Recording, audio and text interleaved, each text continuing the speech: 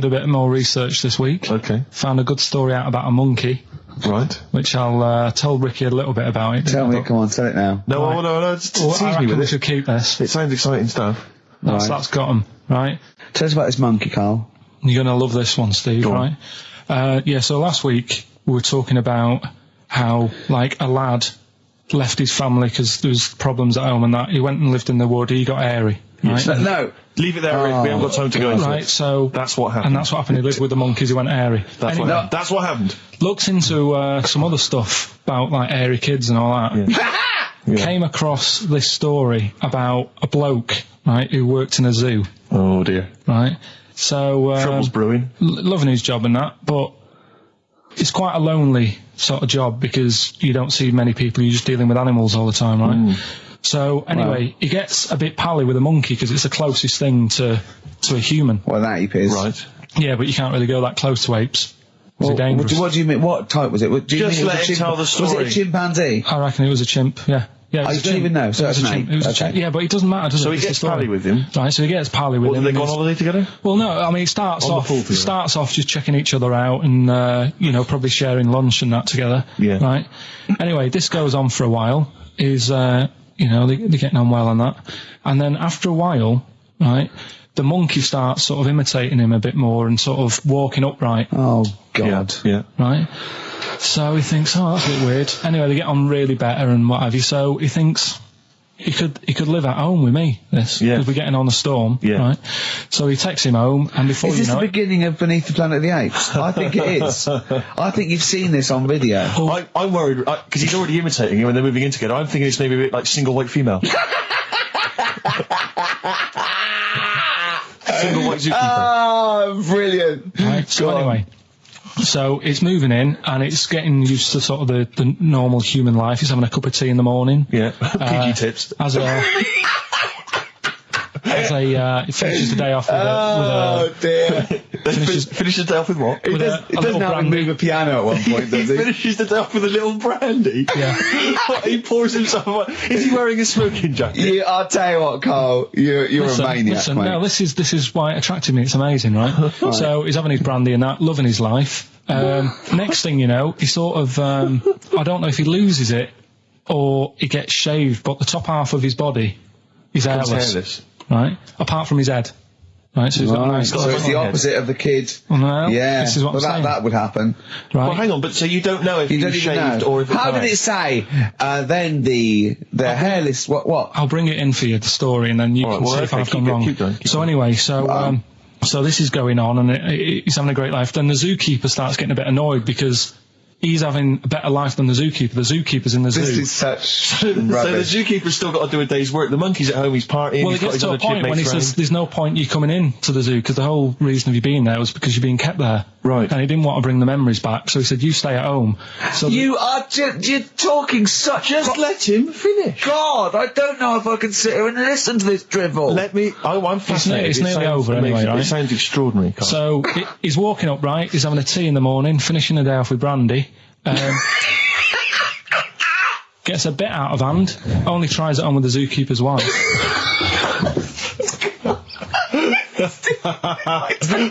Make him go away, Steve. How does he do that? Well, because he's around humans a lot, he becomes a bit of a charmer.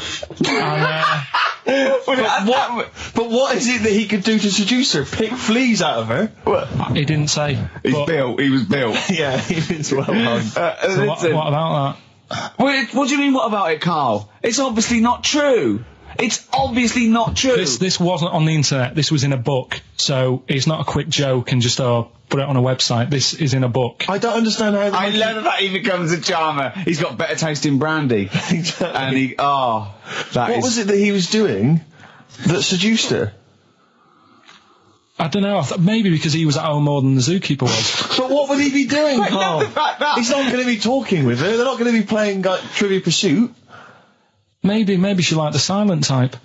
He didn't go into that. He just said that's when the trouble started. Carl, play a record. Right. Is that what Suzanne did when she brought you in?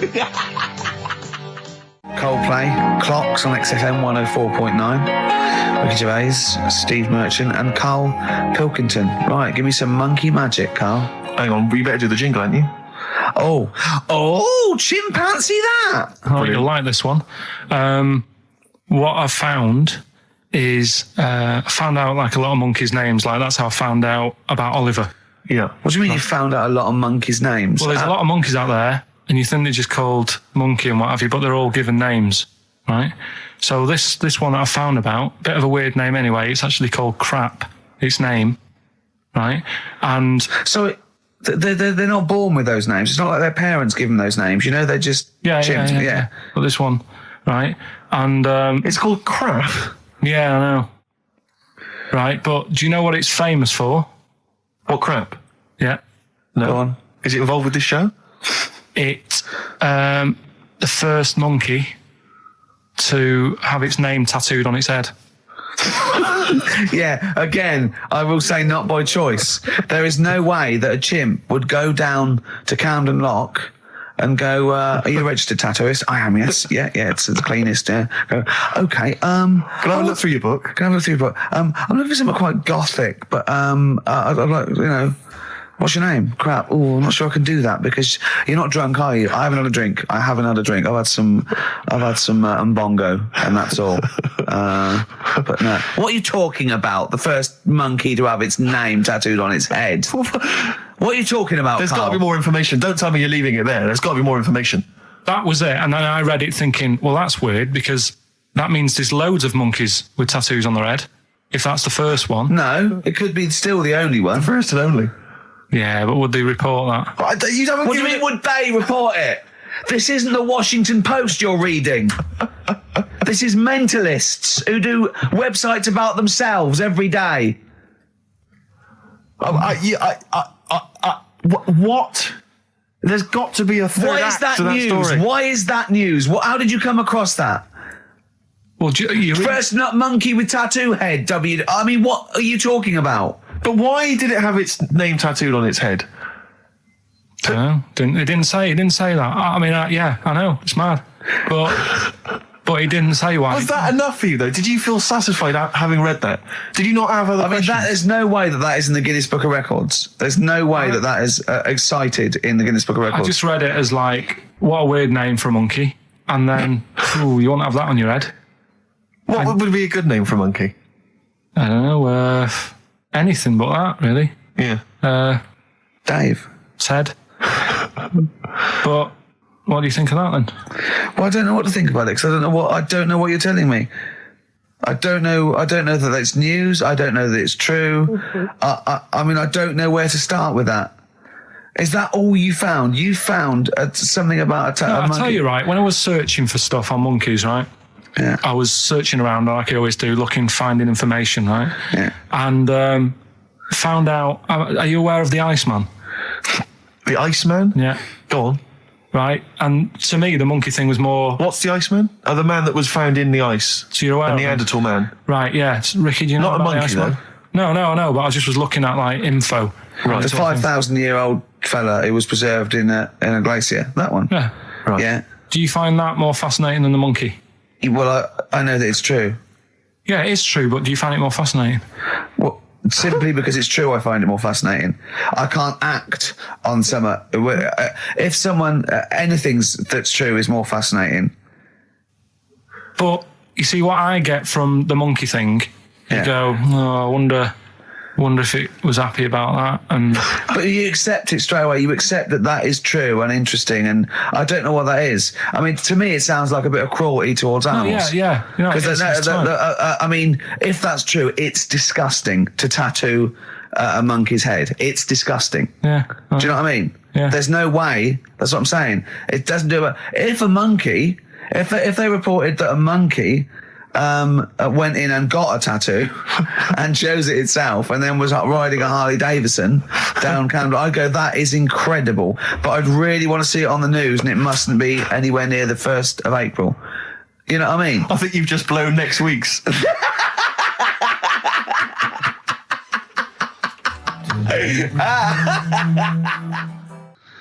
Listen, still to come, right? We've got the monkeys thing. Oh, chimpanzee that. And when I was out last Sunday, right, at Johnny's birthday party, Yeah. Steve was there. Yeah. Got talking about stuff. and a debate that we didn't really finish cropped up. It blew your mind, didn't it? Amazing. Oh, I know about this. Steve told me. This is the infinite amount of monkeys. Or a monkey with a typewriter and an infinite amount of time would eventually come up with the works of Shakespeare. Yeah. There was no debate. It's a philosophical, mathematical problem. There's no debate. It's true. It wouldn't happen. No, listen, Carl, listen. Infinity sorts it all out for you, right? An infinite amount of monkeys at a typewriter, right? They do everything. They type everything. Infinity just sorts it all out for you. There's no getting to it and they're going, oh, well, let's have a look what they've done.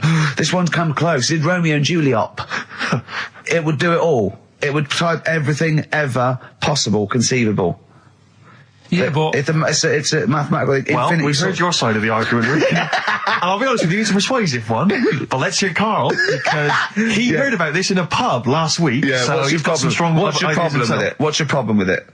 Well, first of all, right, you're saying it's a load of monkeys. It's not just one monkey. It depends. Can live forever. No, wait.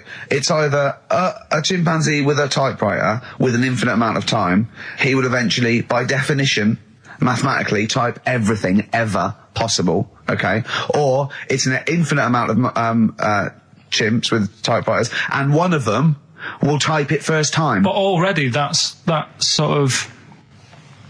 right. You either need to have What do one you mean? monkey. What? You mean Let's hear his employment point. laws? He What do you mean can- it's not right? Let's hear him out, please. Okay. If it's one monkey Yeah. with a typewriter that's got loads of ink in it and that, right, at least it knows what it's done in the past. It's not... Keep going. Crime. If you've got a load of monkeys, it's like if you have too many, what's that saying about too many chefs? Too many chimps spoil the soup. Right, well, it's the same thing. It's like, well, I didn't tell you to put salt in it. I was going to put salt in it, and it messes it up. Whereas if it's just one, they know what's gone on. So what I'm saying is... Honestly, just leave him go. I can't be bothered. I want to hear. I want to hear the rest. This blows my mind. He doesn't know what this does to me. It's a mathematical problem. I want to hear the rest. Well, it's just, I just don't think it will happen. What do you mean you don't think it'll happen? Infinity works it out for you, by definition. Well, what's stopping them typing the same thing again? They would. In fact, the problem should be, if you had an infinite amount of time, that it would type... It works for Shakespeare an infinite amount of times and everything else an infinite amount of times. But, you know, that's not as... But not Shakespeare. Oh! Shut up! You idiot! Rick, do you know what he said to me? I said to him, I explained it to him. I said, God. You've got an infinite number of monkeys, infinite number of typewriters. They will type the complete works of Shakespeare. He said, have they read Shakespeare? You're an idiot! Play a I record. said, no, I'm not having this they're not conversation. doing it from I'm not memory. having it because it really, really winds me up. But you're saying they'll do it with no spelling errors. Well, they do it an infinite amount of times. And they do it wrong an infinite amount of times. And they spell the last full stop wrong an infinite amount of times. And they get one thing wrong in Hamlet wrong an infinite amount of times. They do everything an infinite amount of times. But are they going off a story that they've... Play a record, Carl, because I'm going to knock you out. I'm just saying, Shut up! do they know the story? Oh, They're monkeys! Oh, Christ. No, Right, okay. Right, Carl. She's a girl and I'm a man. Good that, innit? On XFM, 104.9, Ricky Gervais, Steve Merchant, Karl Pilkington. As ever, Rick, there's always someone who steps in to defend Carl. Okay, what is the defence? What is the defence? Here's an email from Scott Coomer. He says, Carl is actually right. I've got an A-level in statistics and probability. It doesn't matter how long they have and how many monkeys you have. You cannot guarantee they would type the complete works of Shakespeare. Infinity makes it probable they would get it right, but not definite. Yeah. Well, yeah. Yeah, that's what I was saying.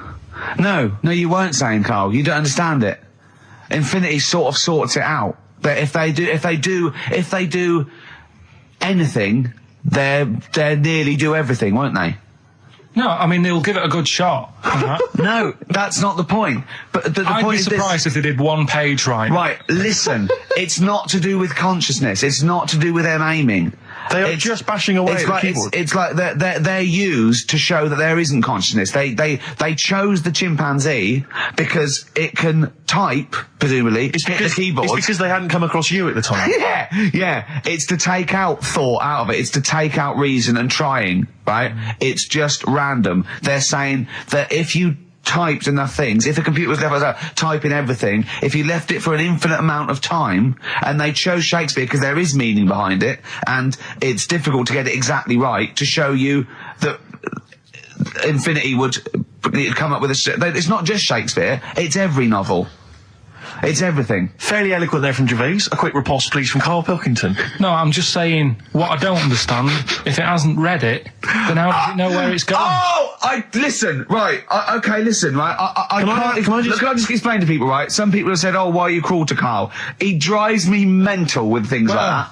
As I say, this discussion began because we were talking about a quote that Noel Gallagher supposedly gave. Now, I don't want to misquote Gallagher, but the gist of it was that he said, had I written Wonderwall or whatever, instead of the Beatles writing Strawberry Fields or whatever, I'd be the one that was considered the great songwriter and it wouldn't be the Beatles. You know, it's just the fact that they came first that meant that they get all the credit as being the greatest band. I don't know where to start with that statement either. I mean, that's Gallagher's thing, and he's, you know, well, whatever. We know what we think of that. What was your point, Karl? You agreed with him, didn't you? Yeah, I reckon, right? Do you know we've talked about putting a baby in a room before and it'll know what colour it is and stuff? If you got a room that's painted red, right? But forget that, because that's going to confuse Hear him out. Listen to me. Say if they did some new TV show, right? Like, what's that film with Jim Carrey in where the Truman Show. The Truman Show, right? So they make up a little room and some woman has some kids and you say, right, let's put the kids in this room, and they don't know what's going on outside. They don't know anything about, like, EastEnders and that. It's like their little world, right? They don't know anything that's gone on. How could a child survive without EastEnders? Right, listen. So he's sat in the room, right? And then when they're all asleep... Right, wait for this bit. Someone... Have you heard this bit? Wait for this bit. They're all in a room. Yeah. They're asleep. Yeah. Someone pops in, puts a guitar next to the bed, right? Nips off out again. They wake up in the morning... And one of them goes, what's this? They don't even know it's a guitar because they've never seen one, right? They're talking English, though. Yeah. We just left guitar out of the vocabulary. Right, so... There's plenty more to come. So, one of them will pick it up, and they'll go, I don't know what it is, and they'll start strumming, they'll go, that sounds good, doesn't it? Give them a few weeks, they could come up with Hey Jude. Whereas, typing Shakespeare, a monkey that can't even spell... I see that. Listen, can't answer it. I might come with you, Rick, if that's all right. We've got to sort out that Christmas special as well. Yeah, no, sure. All right, I'll see you later. I'm shooting off then as well. Cheers, Karl. Okay? Go on, he's getting all stressed because I screamed. Sparky Stream, Teenage Fan Club. I'll tell you, I'm sick of the screaming, Rick. I'm sick of that. I mean, no wonder Karl hates you, and that is the word I don't use often, but he does, and I've spoken to him in the past, and he loathes you. Monkey news. Give us one of the screams so the audience at home gets to say so. I'm taking my headphones off. No, I'm not going to scream. Go on, let's see what... Right, that come wasn't on. what you were doing. Was it worse than that? Yes! Right, come on, monkey news. It's not called monkey news. Chimpanzee, we're not going to pack all the monkey stuff in. We've got quarter of an hour. What other show can say that? Yeah. We're not going to pack in all the monkey news. We've got 15 minutes where we can't get all the monkey information in. Right, come on. Well, you're going to love this one. Go on. Let's have the jingle. Oh, chimpanzee that! Right, I don't know how recent this was. Oh, God. 17th century? But it happened in Hackney, right? If you're outside London, that's in a place in London. And it's this monkey that's going about Hackney, nicking DVDs. Even the monkey didn't go for videos. Even the monkey knew. Well, there's no point getting on VHS. The Brad's on VHS. You're having it. Throw it back. Right, and there's a girl called Lisa who works in our office here, right? And I mentioned it to her because she lives in Hackney. I said, you familiar with this? And she said, oh, I remember something about it, which annoyed me. The fact that a monkey's running riot, but she didn't know the full story, and she lives there. What do you mean a monkey? Do you mean a chimpanzee or a monkey? I don't know. Is he a zoo in Hackney? Is he a zoo there? I don't know what so it was, but it was like. Is there a zoo in Hackney? I don't know. That's what I was asking. So right, get on with the story. So anyway, it's been robbing stuff, and the other bit that really puzzled me, right, is the fact that.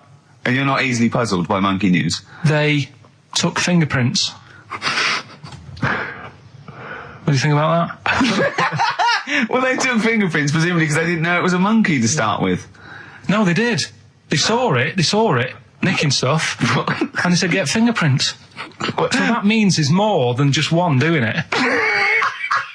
I'm gonna have a heart. He had to fax them to Interpol. Yeah. We know that is. Yeah. It's Brian the monkey. Yeah. So Sorry, I don't understand. He was stealing DVDs, specifically DVDs. DVDs, I think it said watches and stuff. What, breaking into homes? Yeah, in Hackney. Maybe. Are you sure it wasn't a kid with a mask on? No, seriously. How was he breaking into homes? Be good Up the drain pipe. They're good, aren't they? They're good, aren't they? But how would they do that? So is that the news? Well, that's how much do you want Is that monkey news? for this week? Well, I don't know that it's true. Again, I've got nothing. There was other stuff. There was another story that I found about a monkey, but I would like to know from someone in Hackney if. Do you know what I mean? And I missed that one on Crime Watch, which would have been good, right? But there was another story about one that kept getting on buses, not paying its fare, and just sat in a corner reading the paper. Reading the paper, Carl. You're an idiot. Well, that wasn't in London. You're an idiot. That was in America. It wouldn't read the somewhere. paper. Why would it read the paper? Because it was its way of sort of going, oh, well, if I'm reading something, maybe the inspector... The inspector will notice my hairy hands. Oh, Carl, you're such a fool! Well, Pilkington. Carl, We've just had a news flash that an infinite number of monkeys in Hackney and an infinite number of typewriters. Yeah. We don't know what for. At this stage, we've got no more information. And they've taken back an infinite amount of graduate on video. This is rubbish. Did you watch the monkey programme last night? You told us to watch the monkey programme. We all stayed and watched the monkey programme. All right, wasn't it? What's rubbish, wasn't it? Obviously not half chimp, half human. Well, I mean, they missed out a lot of the interesting bits. They didn't have any interesting bits. Those are bits that you made up to make it more interesting. The bits that I told you about 3 months ago before they decided to make the programme. Yeah. What were the bits that you came up with? Well, they missed out the bits about, the zookeeper. Right, there wasn't a zookeeper. Yeah, go on. Well, there was, but they left that bit out. Well, okay, fine. And they left out the bit where it ran from there in 1975. In terms of those that did research, they actually went and filmed it. You read it on the internet. Yeah. Chances are you're the one with the facts wrong. Yeah, I think they also left out the bit when it jumped over 3 double-decker buses on a motorbike. On Evel Knievel's motorbike. Yeah. So I can't believe it. I cannot believe it. Not only do you not bother turning up, but you turn off the radio and start watching football. Yeah, I turned it off. I've recorded it. I'll listen back later and sort of... Well, what good is that? Sort of, I like to keep it in shape and that. I'll have a word next week. All right. If you receive any phone calls from people you don't know, we don't know anything about that. Instantly, we don't know why that is happening. That is just going to be a weird, spooky thing. So and don't bother telling the story about Men in Black 2 either, because I don't think people will be interested. Actually, on the subject of Men in Black 2, what? Have you seen that, Steve? No, I haven't, Carl. Tell me about it. You should see it. Go on. Why? Because there's this thing in it. Go on. What, a stupid, bald Mancunian tosser? No, weirder than that. There isn't anything weirder than that. Big eyes, it was gangly. Keep talking. And you've got to see it, because you wouldn't believe how the likeness and that. You've got to get the film out tonight. Right. It's not as weird, it had a normal voice, right? He's done yet, he's not even here! I'll tell you what, mate, it ain't worth coming in next week. Stay on the line, Carl. Play a record player. Kings of Leon, Molly's Chambers. What do you think of that, Carl? Alright. There's a surprise. Another insightful remark. Steve is not a fan now. Not only does he know you've been slagging him off behind his back. No, I wasn't slagging Steve. If you get it out on the DVD tonight, you'll know I'm not slagging you off. It could be your brother. I love the fact that it makes it worse, but he's thinking you're going to go, oh, he wasn't slagging me off. It does look like me. I do think I'm an alien. I love the fact that you hope Steve will go, he's got a point. It's a spitting image. Yeah. I am, seriously, Carl, I'm really angry. I'm so angry with you at the moment. You haven't seen it yet? No, I know, because I know what it's going to be, and I'm just... Why? I'm fuming. I'll tell you why I'm angry, because he doesn't do it in jest. No, but doesn't what do you it, think Jess. it's going to look like? What do you think this thing's going to look like? Going to look ludicrous. It's not going to look anything like me, but No, he's honestly, going to it does. pretend it does. Go on, what? Go on. No, it does look like you. Yeah, of course it does. And you looked like the Human Z. Well, you I know, mean, to be honest, you did a bit, Carl. You walk like him, you're bold like him, you got a sort of gormless face like him. Any more? I don't smoke. That does. Hang on, I'd love to have some monkey news, though. Go on then. Got any monkey news? Yeah, got some monkey news. Go on then. No, Rick, come on, cheer up. Well, it's just sort of like he moans that he's got too much time on his hands, and he comes up with that Okay, shite. monkey news, the jingle, please. Oh, chimpanzee, that monkey news. Okay, There's excellent. been quite a lot of stuff going on. There was a few bits in that Guinness Book of Records book that cost me 20 quid. Yeah, well, that's not news, is it? They printed that probably last September. No, so that's there's one in there. new music, new monkey news from last September. You're a lord. Come on. Waster. Please, Ricky, monkey news. Right, there was this monkey in a zoo in Brazil. Right. Right.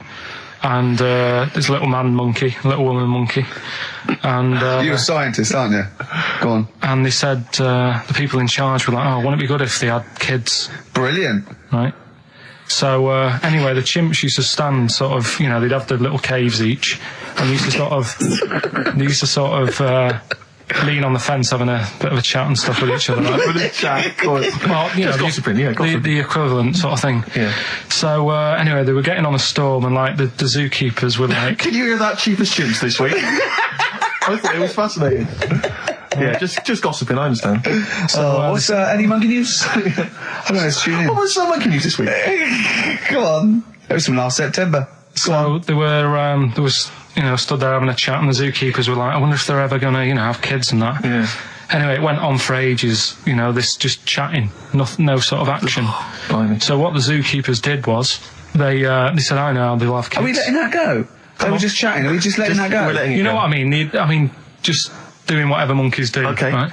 So the zookeepers were like, I wonder when they're gonna, have some kids. Anyway, what they decided to do, to egg them on, bought one of them a suit, one a wedding dress. Right. Keep going. No, I'm not having Shut up, Gervais. Fade him down if he's going to interrupt. I want to hear the rest of this. They got married. So they got married? Yeah, they got married. Right. What? That's the end of it. This is why I don't. Right. That's the end of monkey news. That's the end of monkey news. Don't do that again. You've got no features left. Why don't you like that? Well, it's not a story. It's about two chimps chatting, which doesn't happen. The zookeeper's going, well, I wonder if they're going to ever have kids. Egg them on. They got married. That's the end of the story. What are you talking about? Hang on, just calm down. Let me just check that you didn't make a mistake there and didn't lose out. What do you mean you didn't make a mistake? Wait a minute, he may have just left out a fundamental piece of information. What, that the story? That would have made it into a story. Right. Let me just check the facts. So they bought them wedding outfits. They were married. Did they propose to each other, or were they just forcibly Don't married? encourage him. Just forced onto And it. then what was the outcome? Once they got married, what happened? They fell in love? Yeah. Whoa. It's not a marriage, Carl. Be It's quiet. not a real marriage. I don't know what you've got in your head. It's like the head of Homer Simpson. I'd go in there and there'd be a wedding reception and there'd be a couple of fights and they'd be talking about stuff. They got married. They fell in love. Did they have children? They're not back off the honeymoon yet. Play a record. You've got no features left. You've got one feature left to come back the film. Hoo, it won't do. Listen to the Gallagher Boys and stop crying your heart out on XFM 104.9. No need to. It's monkey news. So there's the time. Time for monkey news. Can we have the jingle? Oh, chimpanzee, that monkey news. I love the jingle. Right, well, Can we play that jingle once more? Yeah. let me cue it up.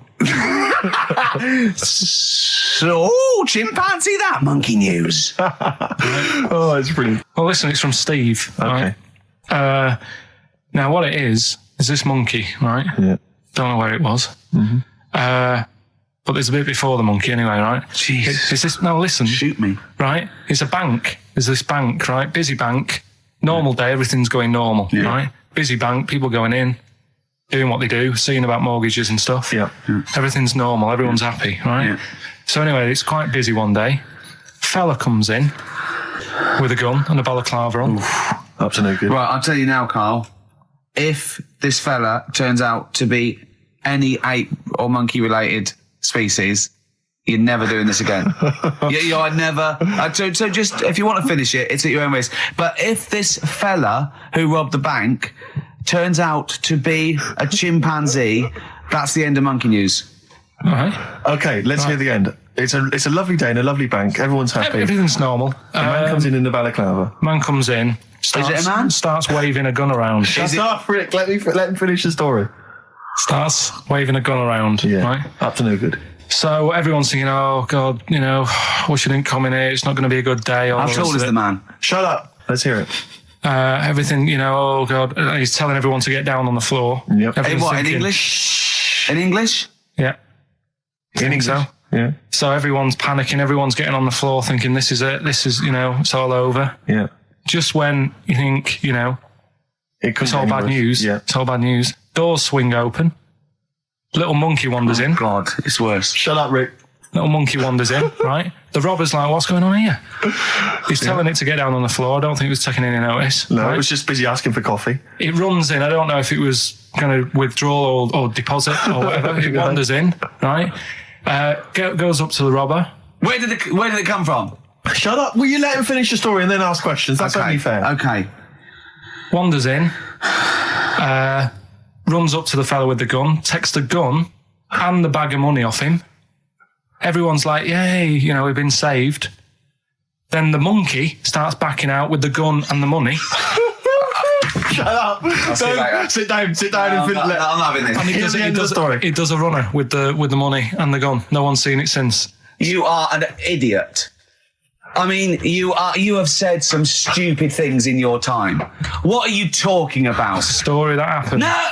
What are you talking about? What do you mean it backed out? It came in, was it an accomplice? Was it an opportunist monkey robbery? What are you talking? Think, Carl. Think. I know it's mad. That's the idea of monkey news. We're telling people how monkeys are pretty, they're mental.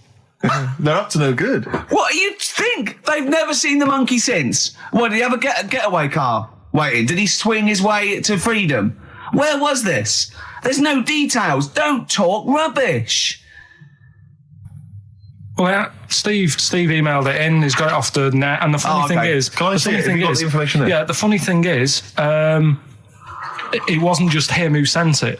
I had that a couple of times. So a few people obviously read the story and said, that'll be good for Monkey News. It doesn't say anymore. It doesn't say if he went off to Spain. It doesn't say, if he's on Crime Watch. Yeah. It doesn't say any of that. It's just saying that's what he did. That's the story. And that's what Monkey News is about. I've heard that they're making a movie version with Phil Collins.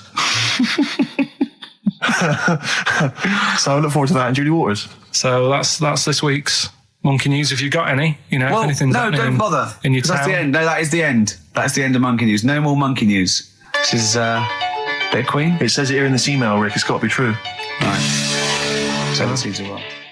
Oh, chimpanzee that Monkey News. Right. Now, before and again. Go on.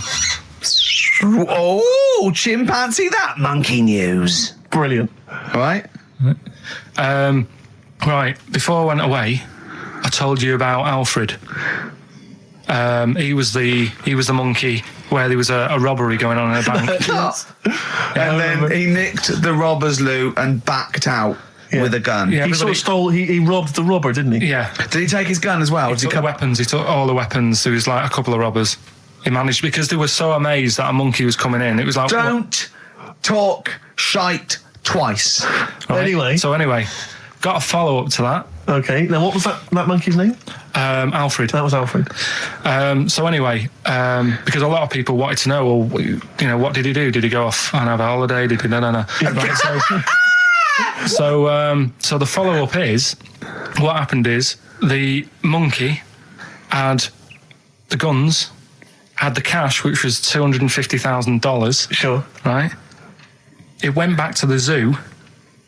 Right. All right, Carl, you're talking shit. Ricky, I get angry with you when you won't let him finish his monkey news. Right. Can we just get that out of the official Imagine thing? if people were interrupting Trevor McDonald. It wouldn't happen. I want to make sure I don't get anything wrong. No, of course not. Check the internet. So the monkey goes back to the zoo, right, where all the zookeepers come out, and go get him. He's got the guns. Yeah. He hands out a couple of guns to his mates. What? His monkey mates? His monkey mates. So they've all got a couple of guns each. Oh, Carl, Steve, I can't, mate. I cannot Just stand it. Honestly, I want to scream. Please, I really get annoyed with you.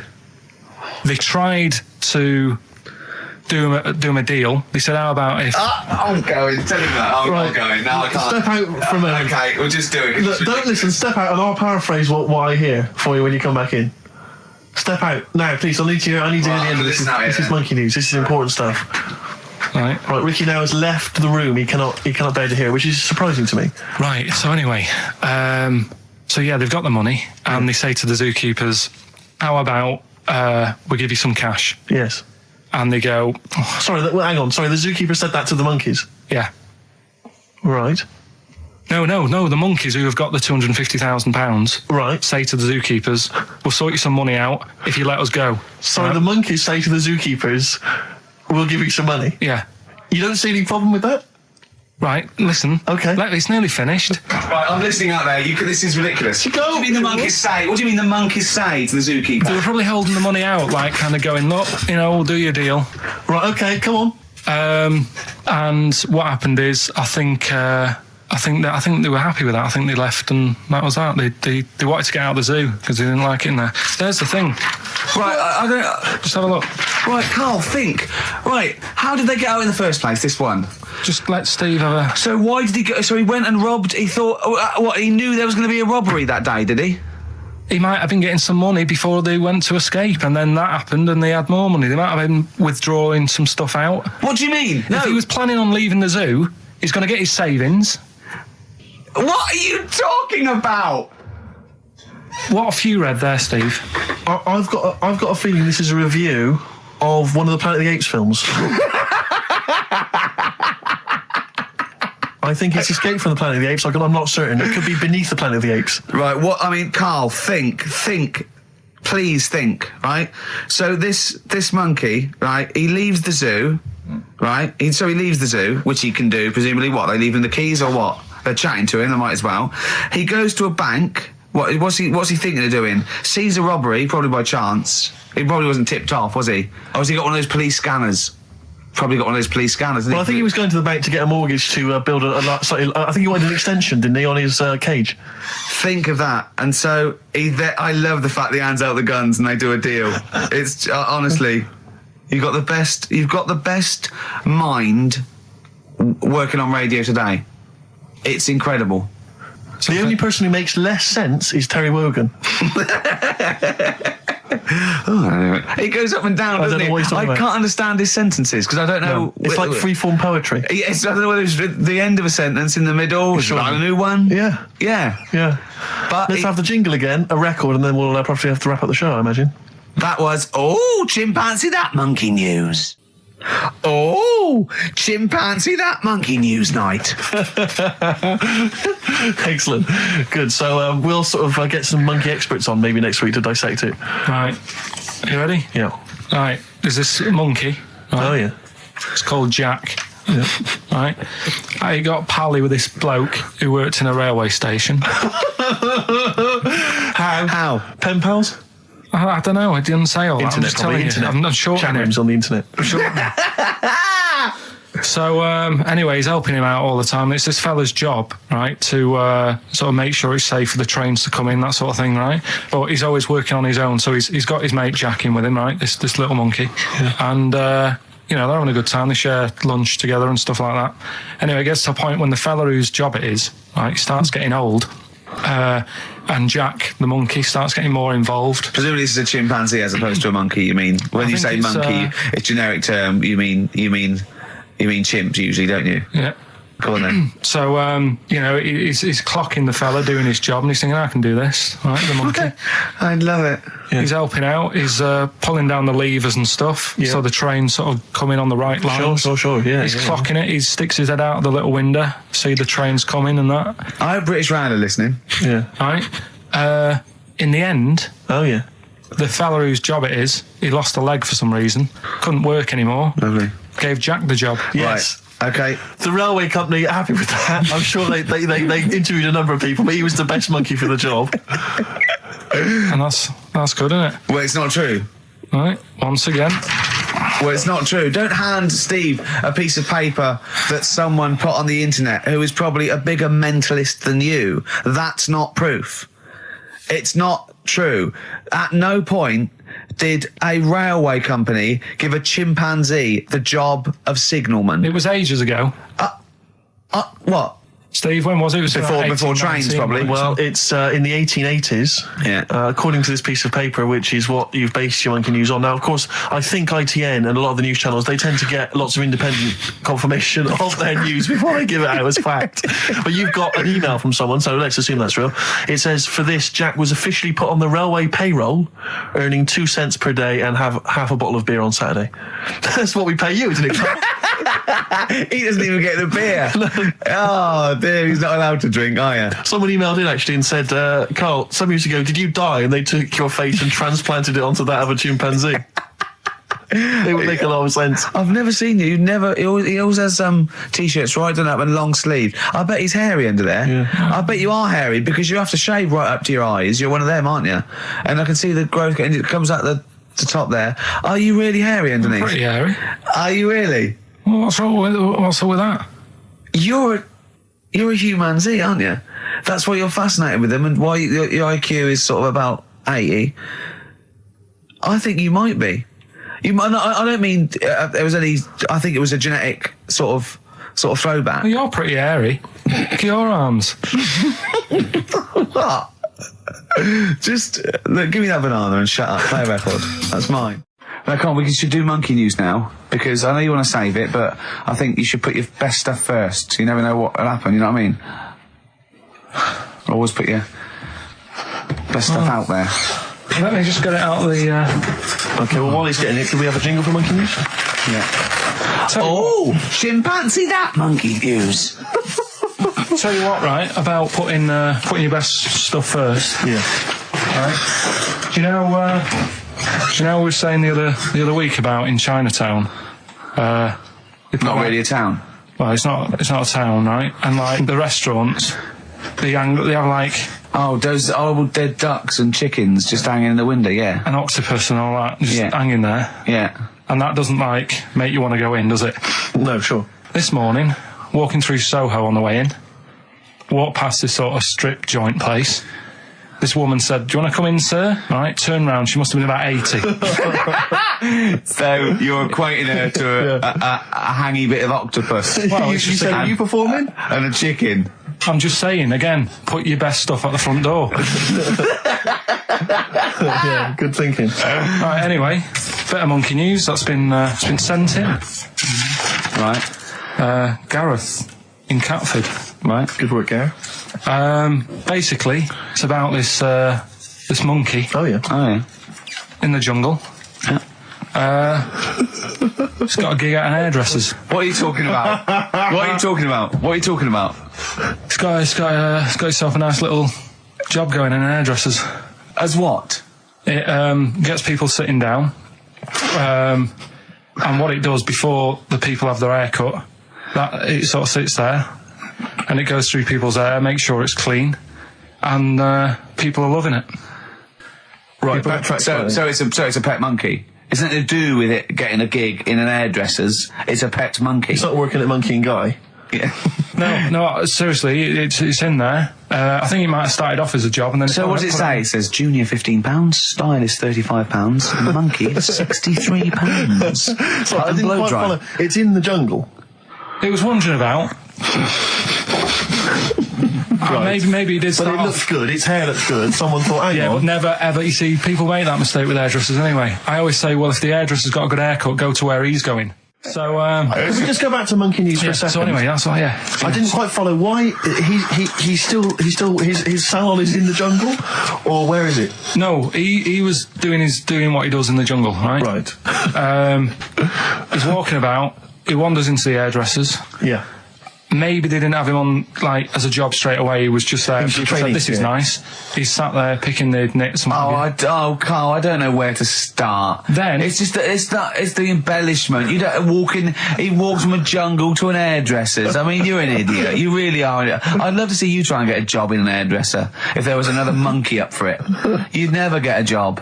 So he was good at that. People said this is relaxing. Apparently he had really nice hands, soothing, right, on people's heads. They said, let's put him on the payroll. So Let's put him on the payroll. What do you mean? Yeah, I'll give you that. Okay, this is the news item, is it? Customers are queuing up to have their hair done at a salon in the jungle There you go. by a monkey. Judy, a pig-tailed macaque, has a reputation as the best exterminator of head lice in Concane. There you go. She is so good, some customers fall asleep under her gentle touch. Regular Amporon Chekema said, Judy's hands are so soft and gentle, I really feel I can relax. But you know that is doing what it does naturally. It's looking for, like, salt and stuff in the hair Yeah. and nits. It's not on the payroll. It doesn't complain about when it gets deducted at national insurance. It's not part of the union. Yeah. Do you know what I mean? But a good monkey news, you know, backed up with good tabloid journalism. With solid evidence there. So No, I think maybe we should start marking the monkey news, Rick. I don't know what you think. Giving it marks out of 10, maybe. For both interest and validity. well, for interest, I'll give it 7. For Carl believing that there was something to this monkey, thinking it had a job and getting paid. But it was also doing kind of perms 2. and colouring. 2. Yeah. Ridiculous. Again, ridiculous. More monkey news next week. Hopefully let's just hear that jingle again. Oh, chimpanzee that monkey news. So let's have official monkey news. Play the jingle.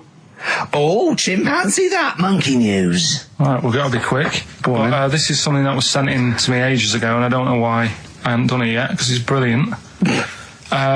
We were talking about monkeys typing, the Shakespeare theory and all that. Well, this is about a little monkey called Marty, right? Basically, it's in some science lab, right? It's in there. It was wandering about out of its cage, right? The lab fella was busy on the phone or something, right? And Typical. it's wandering about. It goes up to a PC that's in the corner, a little computer, types down, my name is Marty, right? So the fella got off the phone, saw this on the screen with the monkey sat there, says to his mate, have you done this? Right, hold on, Carl. Let him finish. Before you question, always let him finish. I didn't know what to do. Time's against us. Come on. He said, have you done this? He says, done what? He said, this on the screen here saying, my name's Marty, right? He goes, what are you talking about? As he's having an argument with his mate saying, you're lying, you did it. Monkey's sat there typing, this isn't a practical joke, my name is Marty. Right, and that's the end of the story? I'm not coming in next week. I think we need a week off. I actually think we need a week off. He's doing a web chat or something. You can go online and have a chat with it. The monkey's doing a web chat. I don't know. Has he got his own website yet? His favourite Buffy the Vampire Slayer Have a look outfit? at that. Right. Do you believe that, Carl? It's all there. No, but do you believe it? Do you believe that monkey could type that and then say this is not a practical joke when he's still arguing? Weird, isn't it? Oh. What do you reckon, Steve? Yeah, well, it's obviously a wind-up. It's a joke. It's not even... You haven't even got some of the facts wrong. It's just a wind-up. Have you noticed the date? Is it April the 1st? It is April the 1st. You are joking. That it was sent. You're an idiot, Carl. It was sent on April the 1st, Carl. So you're saying the monkey knows it's April the 1st, but you And don't it's doing believe... a wind-up, yes.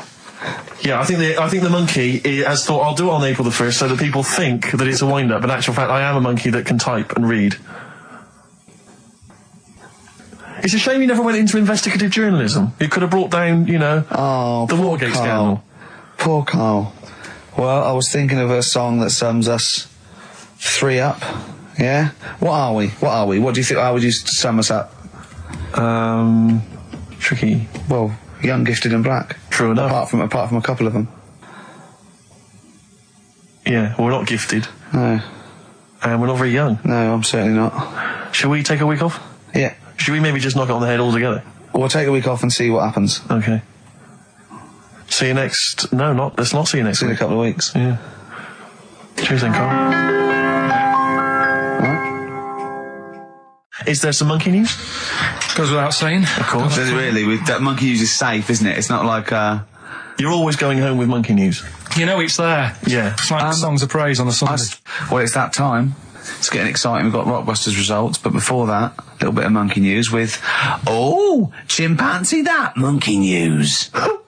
Karl Pilkington. Brilliant. Let's do it. I read that for a couple of weeks. Go on then. All right, so it's like this little monkey. Oh, yeah. Who lives in Morocco. Right, I'll just warn you now, you're on thin ice from last time, okay? So make sure, is this real? It's been Don't say anything stupid. Think about it. As you're saying it, think to yourself, oh, is that true? Do monkeys do that? Do they think like that? So, go on then. So anyway, yeah, so there's this magician in Morocco, right? He's got a little monkey working with him, right? The way it used to work, magician used to do his thing on stage, do a little bit of magic, people loved it. Then the monkey came out, had a little cap, walked around the crowd and stuff, got the money, had a good little team thing going on, right? Yeah. So anyway, the monkey's name was 86. Right. Because back then there was so many monkeys, it was like, oh, what names, do you know what I mean? What names do you use, what do you do? So they just named them, right? So this little monkey... What, he had 86 other monkeys? No. It's just that because a lot of monkeys were sort of working back then, helping magicians out, you know, doing bits and pieces, busking, what have you. Well, Rick, you know how there's so many... Why would there be a confusion with that? If he only had one monkey, where's the confusion? People would go, oh, I'm not going to go and see that. I want to see 86. He's the better monkey. Do you know what I mean? What does it matter? I don't know what you mean. Well, why do they need... Where was the confusion? With people going to the circus and going, what monkey are you going to see tonight?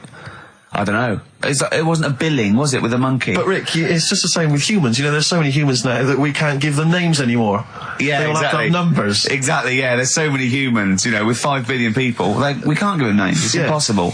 But, you know, with a few monkeys anyway, number working... 122, go on. So anyway, there he is. 86. 86. With his hat. With his hat, walking around getting the money. Yeah. Anyway, the magician sort of, you know, thinking about moving on. Because in Morocco, he'd sort of done all the tourist traps. Sure. So he had a word with the monkey, said, how about we... See? No, let him continue. Think. Let him continue. He didn't have a word with the monkey. Let him continue. So what do you think about going over to Spain? Yes. Sure. So the monkey was in agreement? So he said, all right, go on then. Right, so they get in the car, and like the magician knew he'd have a bit of a problem on his hands because you're not meant to take monkeys out of the country. Yeah. Right. So he thought, right, what I'll do, I'll get a car.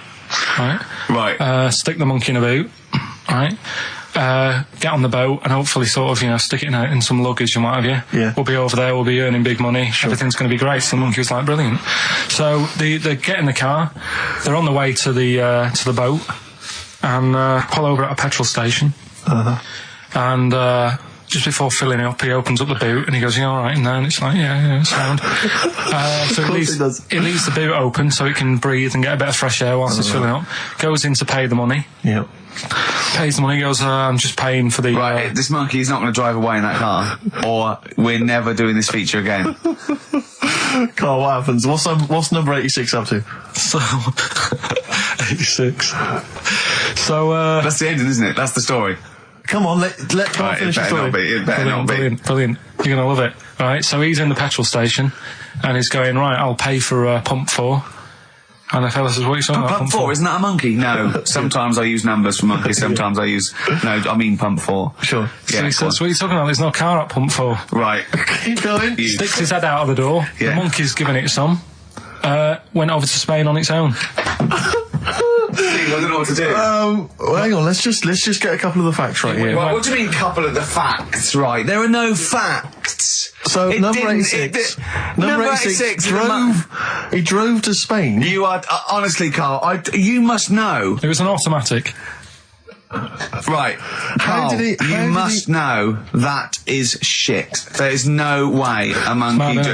That's the thing with He this gets feature, stopped at customs. It's mental. How did he get through customs, Carl? Has he got a passport? No, he was sneaking about because he didn't have a passport. So he parked and then snuck through. Do you want the facts? Let me see it. Right, I'll examine this, Rick, and we'll play a record. Play a record, I'll because I can't... That's nearly as bad as the armed robbery. Right, go on. Yeah. Play a record. Better Suede. Yeah, Stay Together. My favourite. One of 86's favourites. Is there any monkey news? I've got some, but just because it's not that good, something else I found out that I thought I'd share with you. Go on. I was looking in the Guinness Book of Records, right, because I thought they'll have something in there about monkeys or something, right? Mm-hmm. And there's a little monkey, I think it lives in Asia, right? There's loads of them live in Asia. Might just be travelling, but yeah. And something I found out, I don't know if they've got it right, and that's why I want to bring it up. Apparently, it's the mammal, right, that's got sort of the pointiest eyes that pop out of their head. Steve.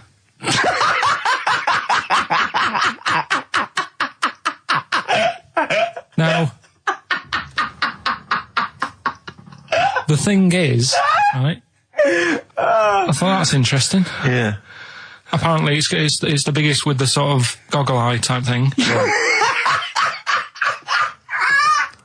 Right, yeah, go on. Apparently, they come out of their head 1.6 centimetres. 1.6 centimetres? What, you mean they protrude? Yeah, they protrude from their head at 1.6. Okay. What? How long? Have you got a ruler, Rick? 1.6. He's having a go. I'd say I'd be a little bit annoyed if the monkeys beat me. Well, I don't think it has. That's what I'm hoping. Is there anything we can... I mean, what's 1.6? Oh, can you... It's about... Drop your trousers. It's, about 3/4 of an inch. What do you think? I don't know. Have they got it right, or what? Maybe I should come down to Monkey World with you next week. So anyway, that's not the monkey news. That's just something that cropped up. And Sure. I do know once, when we were playing pool in the office, I think Lucy was your partner. Yeah. It was me and Ash versus you and Lucy. And you were having trouble because his glasses kept slipping down. So Lucy pushed his glasses up his nose, but the glasses touched his eye. Do you remember that? Yeah.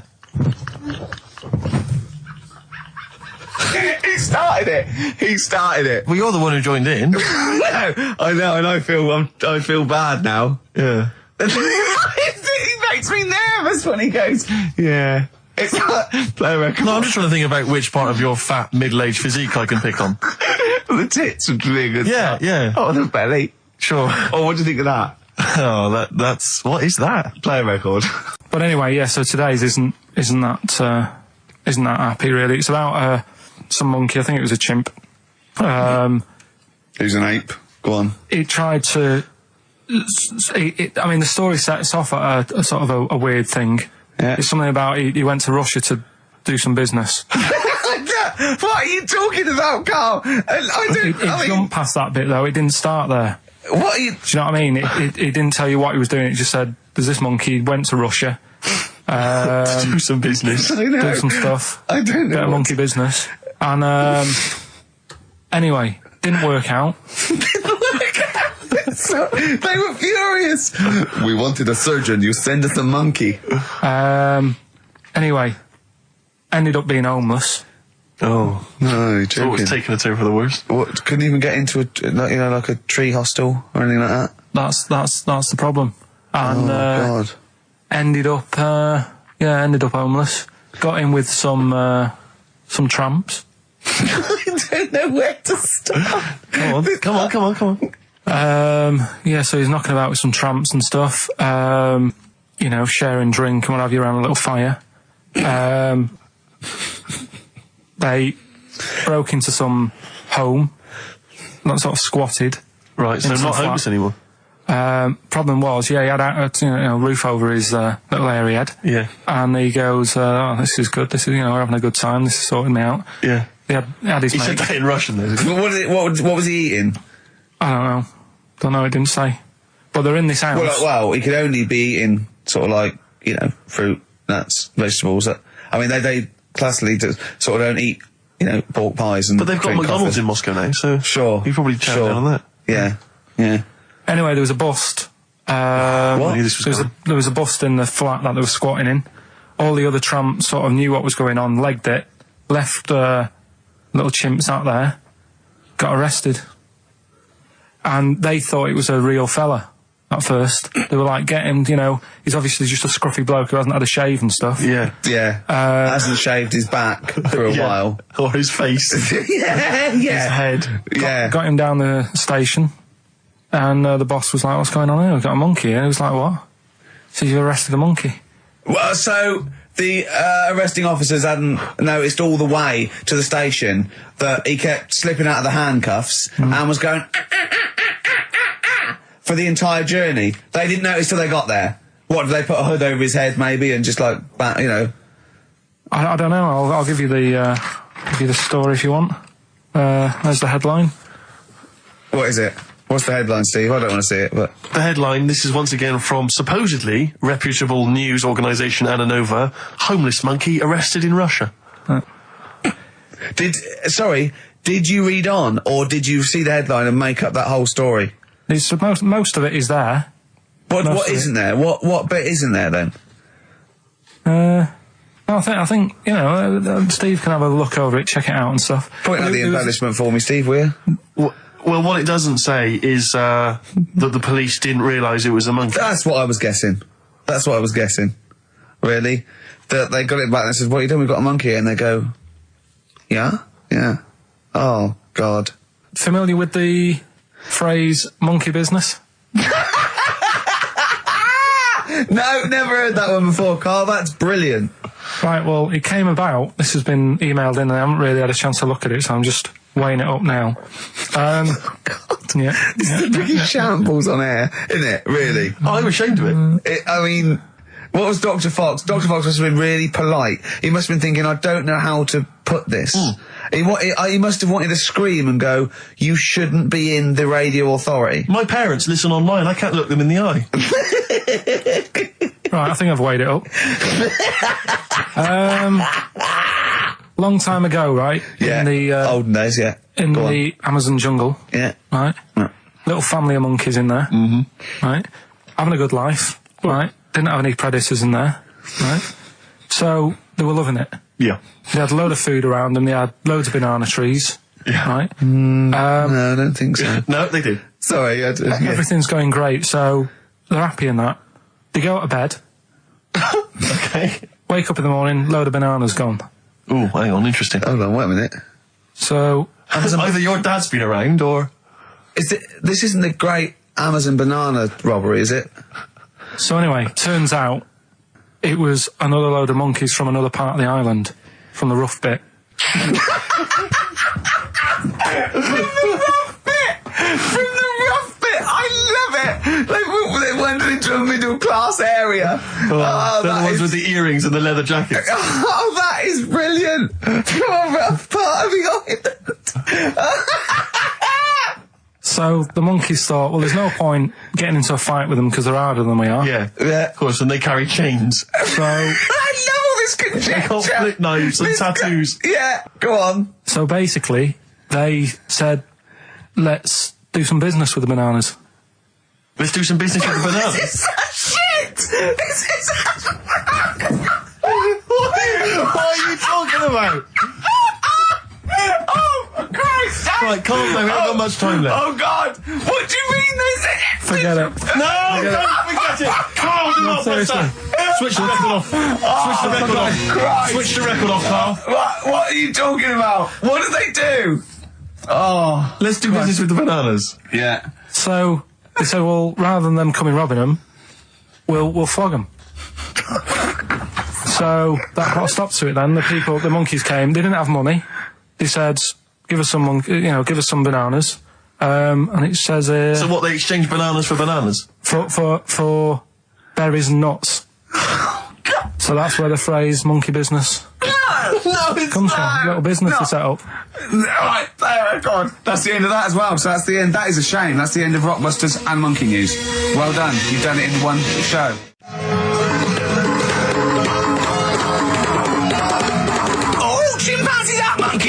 news. That was the record before us, and here we are, pre-recorded, because we did this a few weeks ago, because we're not here at the moment, are we? We're away in that. I'm Ricky Gervais, with me Stephen Merchant. Hello there. And Karl Pilkington. Well, He's not actually with us. He's on the. He'll be in some of the best of clips that will be coming up shortly. yeah, this is just us, isn't it? This is just us. We did this. When did we do this, Rick? A couple of weeks back. Hold on, what is it? What It's the day is it? 27th today. Yeah, I enjoyed Christmas. I loved Christmas. I loved Christmas. I had a loved great Christmas. time. What did you get? Loads of presents. So did and I. I'm glad they made it to number one. I'm really glad. Stroke, he, she. Yeah, I'm really glad that the pop idols, Cliff Richard, Westlife, made it to number one. Bo Selector. Bo Selector. Yeah, just delete that. As, Yeah. Okay, well, we're going to play some of the best of, some of the greatest moments of the last 3 weeks Yeah. ever heard on XFM 104.9. What about this? Do you remember this one? Oh, which one is it? All right, so here's the first bit. When we were talking to Carl in the week, the things we're talking to Carl is that you come up with something that's sort of like quite innocent, and he goes, once, right? And you realise that it's comedy dynamite. He doesn't know it, but we want to go save it. And he let out, you were filling in a form, weren't you? It was all like your girlfriend thinking you're a div. And it's happened before, isn't it? Because she came home and you'd filled out a form to get a job once, hadn't you? Yeah. What was that for? Granada Telly. And on it, Well, let Carl explain. yeah. You see, this is what annoys me with job applications, because rather than just saying, do you want the job and what can you bring to this business? Yeah. Do you want the job is a good one. Because the thing is... That's sort of the one for the boys. No, listen, right? Because if they say no, I don't think they want the job. Yeah, but listen. Go on. I mean, I presume with what you do, you have to take people on and stuff. What, in a fight, you mean? You know what I mean? Yeah. And I think it's more important that you're willing to graft and put the hours in. Sure. Than say that, you know, you did well at school. Yes. Sure. Because if I wanted to, I could have done well at school. Of course. I just didn't want to. So where's this going? So you had the application form. So when it came to the qualifications bit and that, I couldn't fill them in because I didn't have any qualifications. And it was also asking about your languages.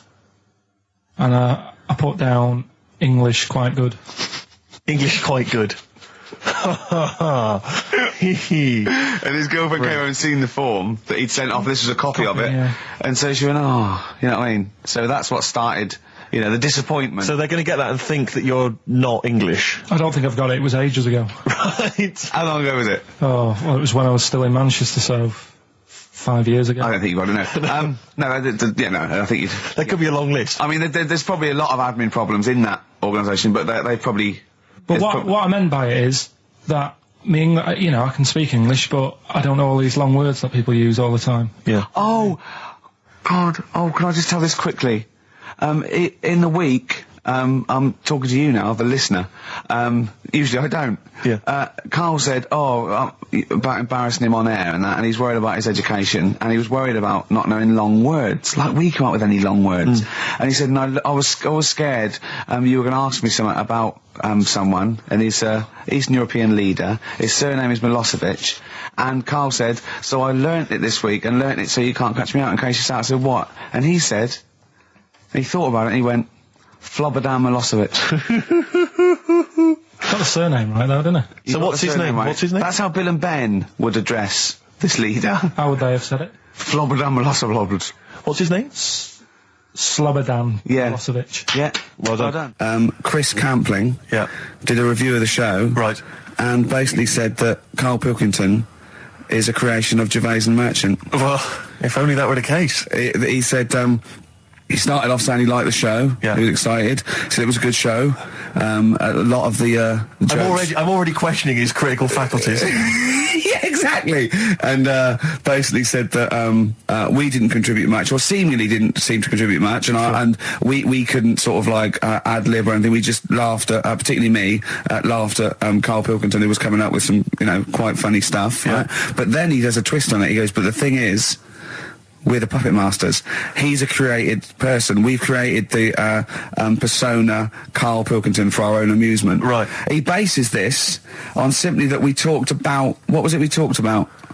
The Chinese not aging well, and Right. he heard him talk about that on my DVD. But clearly I say, Carl, remember when you were talking like that? It's a news, or remember in the week, and so he thinks it's all scripted now. Imagine if this show was scripted. I'd be ashamed. Yeah. If this show was scripted, I would send back the BAFTAs for the actual shows we've written, and I would say... I'm not having a go at Chris Campling. He's nice about our other work. He likes The Office, and he likes my stand-up and everything, and he likes the show, but he's saying, because we're not spontaneous, we scripted this and invented Carl. So he's like, we've invented another Gareth. If we had created Carl, I would not have squandered a character that good on this poxy radio station. Absolutely. Also, does he know that we spend about 3 months on half an hour script? So how long does 2 hours of drivel? But the main thing is, as if this could be scripted, it's dreadful. It's shocking.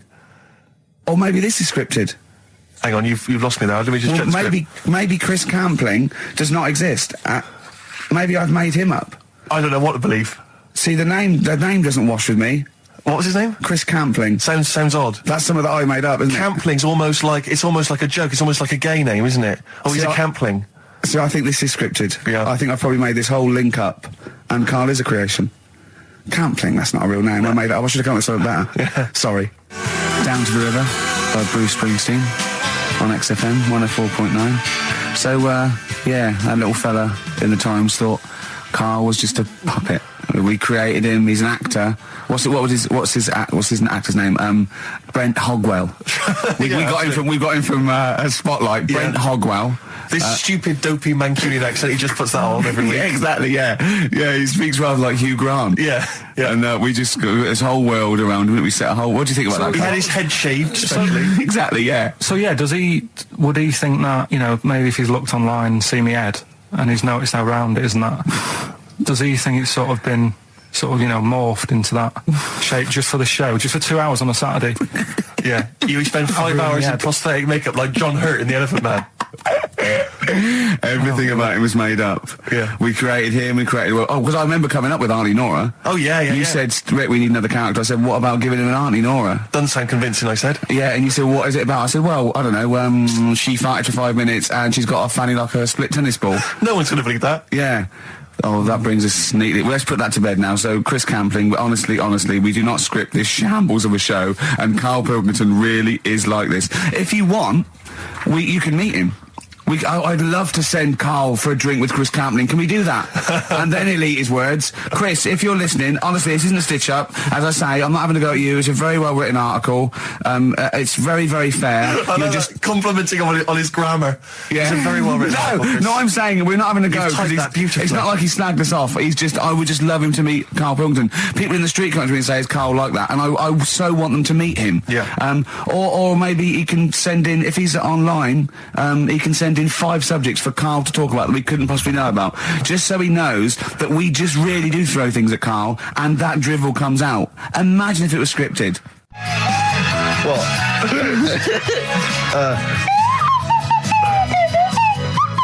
Someone's left one of those little things in here. It's brilliant, isn't it? It's amazing. What are they called, those things? I imagine they're just there. I was thinking of being in the front row at a Morrissey concert and going, can I just play along? They are brilliant. I don't know what kind of sign that is. I don't know. It's only used for when Kenneth Williams sees someone undressing. Yeah. That's the only time that is used, that noise. Exactly. That is brilliant. But it's like it was specially created for the Carry On films. Yeah, we need... I don't know what it is, but we need something when I walk in and see someone changing. Well, what about this? There is a light that never goes out by the Smiths. I phoned Carl up in the week, and I said, what are you doing? He went, well, even though it's one of my days off, I'm just doing some research on the web. Found anything that said, I'm doing science. And then he said, you can get wigs for dogs in Tokyo. That's his scientific fact.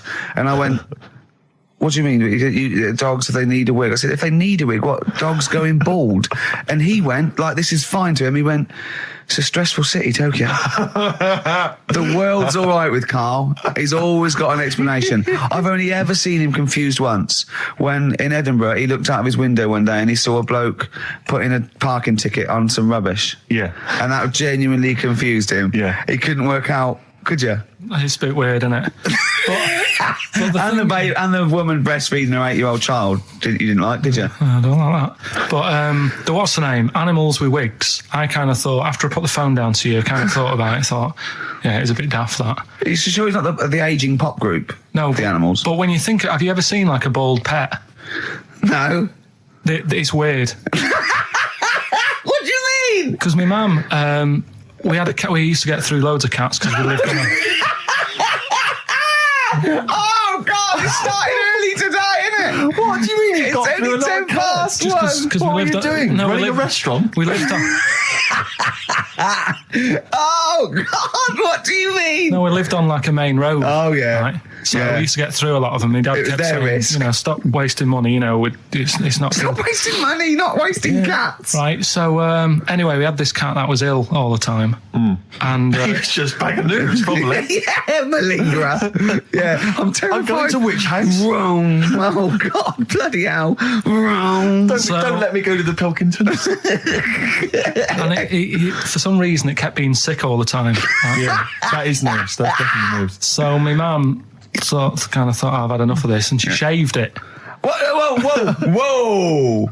Whoa. Now, I know you're not vets in your family, but what correlation did your mum think there was between you being sick and shaving it? Because it kept being sick, and it was a pain to wash because it kept getting So caught she up. wanted a dry wipe cat. So Why didn't she just varnish it? What? it's weird. It's weird. though. So now he's cold and sick. No, but not all of it. She left sort of the back half, but sort of from its waist, sort of. I love that. Shave it because it's sick on itself. And That is it was the genius. weirdest looking thing. I mean, normally I like cats. I'm always like giving yours a stroke on the head and that. Yeah. But as soon as she did that, it was like, oh, Yeah. can't touch it. And then So now it's sick, cold, and hated. Yeah. Carl.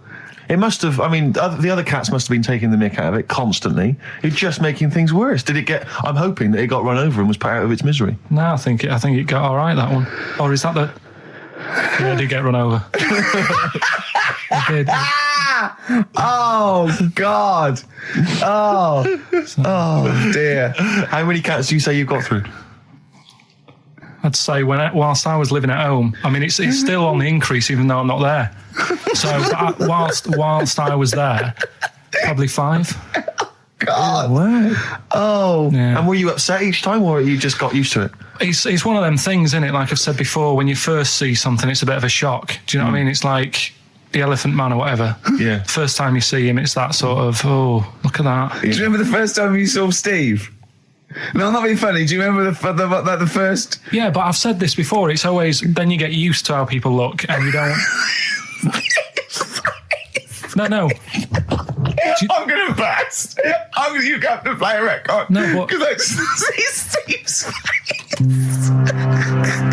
No, but I've got used to it. Shut up.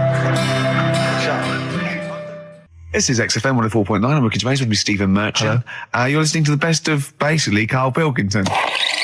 Just check, because there are rules in place, aren't there? Yeah. There was a big bust up in the week. I'm only allowed to wind him up. I'm not allowed to wind him up socially now. I'm not allowed to... What am I not allowed to do socially?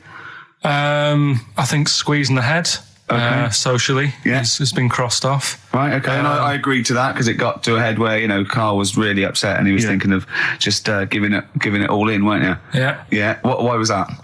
Because you were just winding me up too much. Yeah. I mean, do you want to bring it all up again? I don't mind. What was I doing?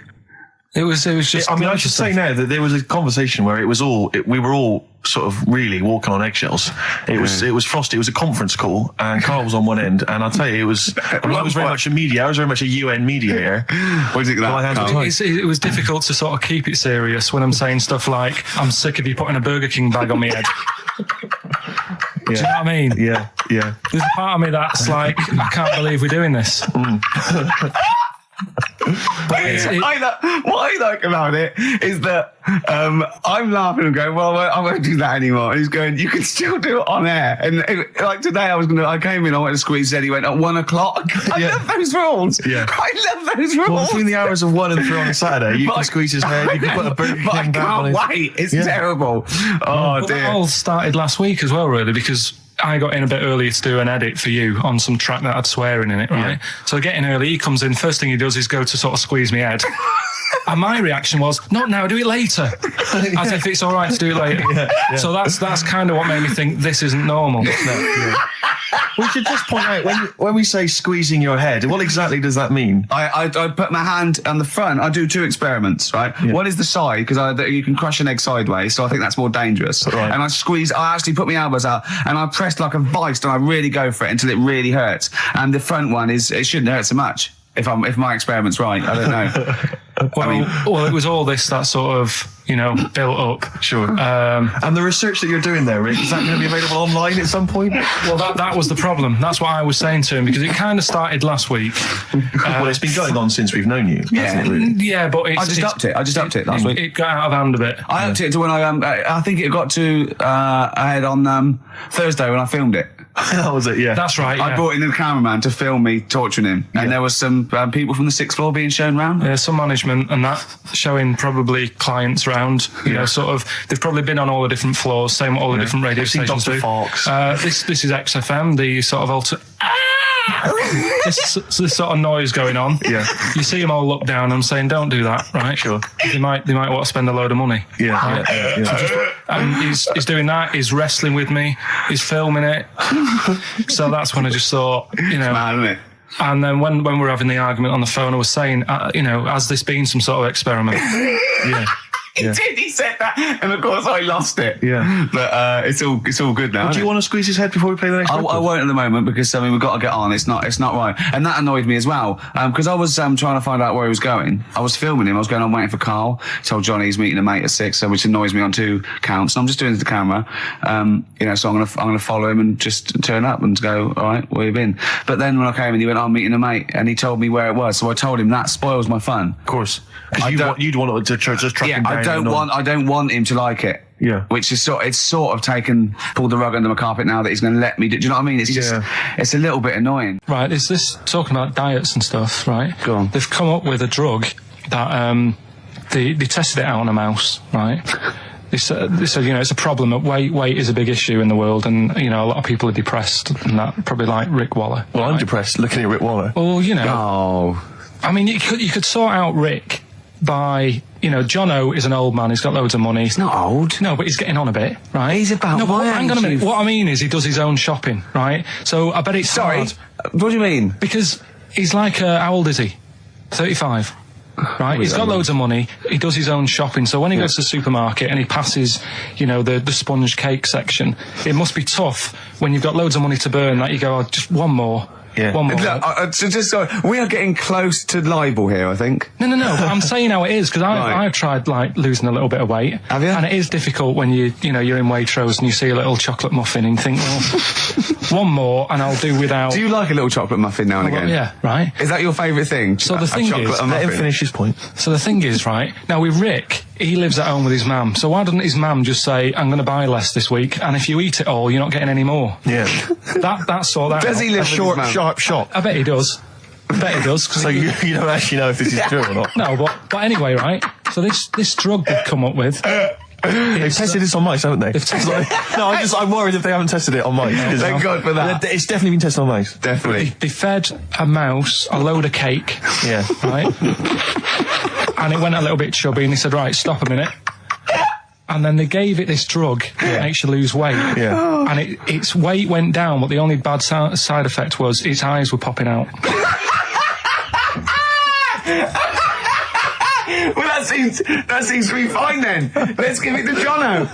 There doesn't seem to be any problem. Oh, Rick should get some of that. Yes, Struth, Doc, look at these. Oh, Jesus, Jono, your eyes are popping out. That happened to the mice. Sorry? That happened to the mice. But what do you mean? That's the option. What do you mean that's the option? So I love the fact that your choice is either be like a fat, happy man who has the odd sponge cake, or a stick man with eyes on stalks. I mean, Steve's chosen that. All right, calm down. I thought we were slagging off Rick Waller and fat people. Sorry, Let's mate. have a go at the fat people before we start on me, Rick. Yeah, no, I didn't. I forgot. I mean, it's like... Yeah. Because I've got some issues and body issues. I know. But Rick Waller's grotesque, Yeah, sorry about I'm that. just a little bit weird. I mean, do you know what I mean? Yeah, should we play a song? And Well, I'm just a little bit offended. That's upsetting. Carl, have you ever logged on to Friends Reunited? It was the site that everyone was talking about last year. No.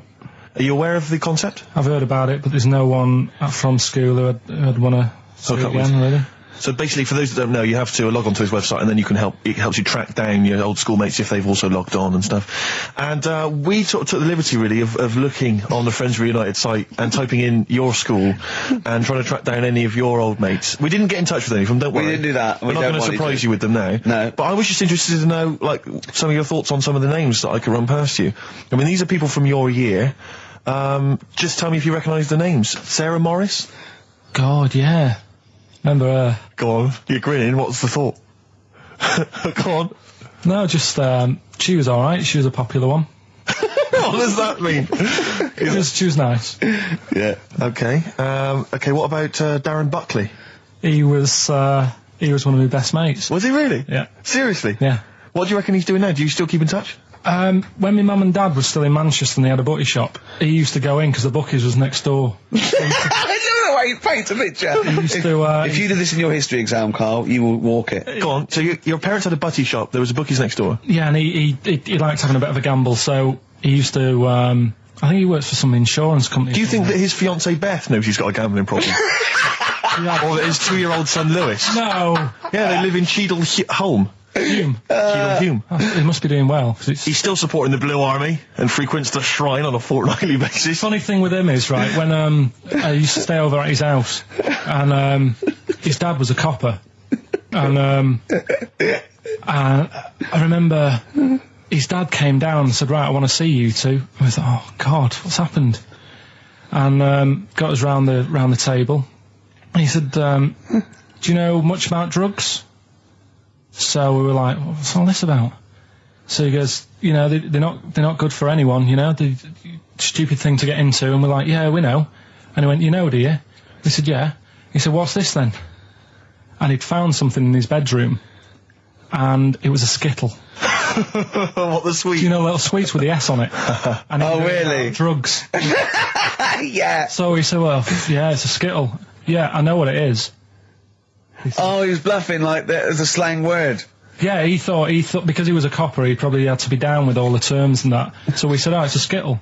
And he said, yeah, I know what it is, but what's it doing in your bedroom? Oh. And it was like, no, it's a toffee. So, Darren, Yeah, I know, it's a toffee, it's a squib, it's a, yeah. Well, do you know what happened to me on the way in? Go on. A homeless person called me a dickhead. How did he know? Do you know him? Is that why? He's like the local big issue fella. Oh, yeah. Yeah. And he knows me, he sees me walking up and down the street. Oh, that's how he knew you. Right. So, so normally I have a bit of a chat with him and that. And I walk past him. And, you know, I can be a little bit cheeky with him because I've been cheeky with him in the past with stuff. You pinched his arse. No, just, you know, saying stuff like, God, you're always there. I mean, you got home to go to and stuff like that. Yeah, No, just breaking the ice, Go on, he knows, and he'd laughed at that, right, last time, so I thought I can be a bit cheeky, right? So he goes, do you want a big issue? I said, no. He said, come on, I've got loads of them, right? So I sort of said, when I was a kid, and I used to do a free paper around the free papers one, I said, just put them in the bin and go home, right? And he went, yeah, but how am I going to get any money doing that, you dickhead? You see, I can see his point. He is homeless and having to sell newspapers to get 50p or a quid or whatever. Yeah, and sometimes I treat him, right? And today I didn't have any money. I had a takeaway last night, and I normally give them a quid, and I felt bad not being able to do that because I didn't have any money on me last night. Right. I couldn't look him in the eye. Did you explain this to the homeless person, the traumas of the takeaway without the tip?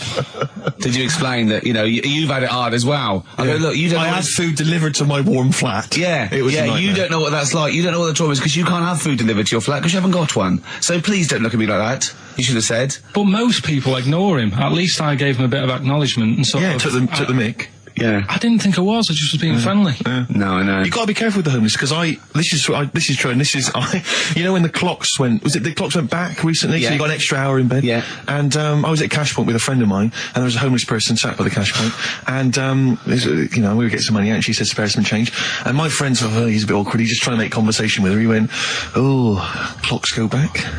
extra hour in bed. Oh no. I gave her £2. I felt so bad.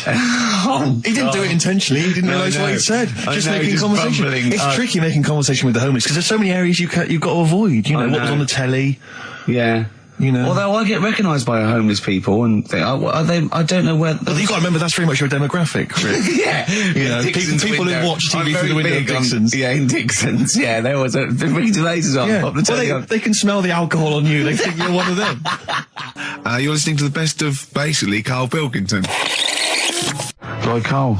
She's a girl and I'm a man. Good that, innit? On XFM, 104.9, Ricky Gervais, Steve Merchant, Karl Pilkington. As ever, Rick, there's always someone who steps in to defend Karl. Okay, what is the defence? What is the defence? Here's an email from Scott Coomer. He says, Karl is actually right. I've got an A-level in statistics and probability. It doesn't matter how long they have and how many monkeys you have. You cannot guarantee they would type the complete works of Shakespeare. Infinity makes it probable they would get it right, but not definite. Yeah. Well, yeah. Yeah, that's what I was saying. No, you weren't saying, Karl. You don't understand it. Infinity sort of sorts it out. But if they do anything, they nearly do everything, won't they? No, I mean, they'll give it a good shot. Right? No, that's not the point. But the I'd point be is surprised if they did one page right. Right, listen, it's not to do with consciousness. It's not to do with them aiming. They are just bashing away at the keyboard. It's like they're used to show that there isn't consciousness. They chose the chimpanzee because it can type, presumably, hit the keyboard. It's because they hadn't come across you at the time. Yeah. It's to take out thought out of it. It's to take out reason and trying, right? It's just random. They're saying that if you typed enough things, if the computer was left typing everything, if you left it for an infinite amount of time, and they chose Shakespeare because there is meaning behind it, and it's difficult to get it exactly right, to show you that Infinity would come up with it's not just Shakespeare, it's every novel. It's everything. Fairly eloquent there from Gervais. A quick riposte, please, from Karl Pilkington. No, I'm just saying, what I don't understand, if it hasn't read it, then how does it know where it's going? Listen, right, Can I just explain to people, right? Some people have said, why are you cruel to Karl? He drives me mental with things like that. What do you mean, well? Let me just take a breather. How do I do your editing? He keeps coming in the week. You know that I work here properly, in the week, don't I? Yeah, I've got a proper job, should be 9 to 5, but I normally get in at about 8 o'clock and work. A lot of people get in at 8 o'clock. Working hard, trying to do my job. 3 times this week, I've been rushing around. I walked past my little studio. He's sat in there, all right? Now, because I've got this sort of job, I can get away with it. I said to him, if I was a doctor, would he keep coming to me practice? If you were a doctor, there'd be severe problems with the NHS. Imagine that. The standards would have lowered so much if you can arrive at the hospital, you're a doctor. Pop in, I'll go to lunch, don't we? We have a little lunch break, don't we? I go, come on, let's go now. He goes, I'm busy. I go, come on, let's go now. He's going, you're doing me head in. Well, when I was talking about the monkey conundrum with Karl, he said to me, right, if I had a day off work and I was, say, watching the TV and with one hand I was typing a typewriter, would I type Shakespeare? I mean... Yeah, but you see, there's certain things. We were talking a little bit about this stuff the other week, weren't we, when we said you were going on about Einstein, and I said he's not that good.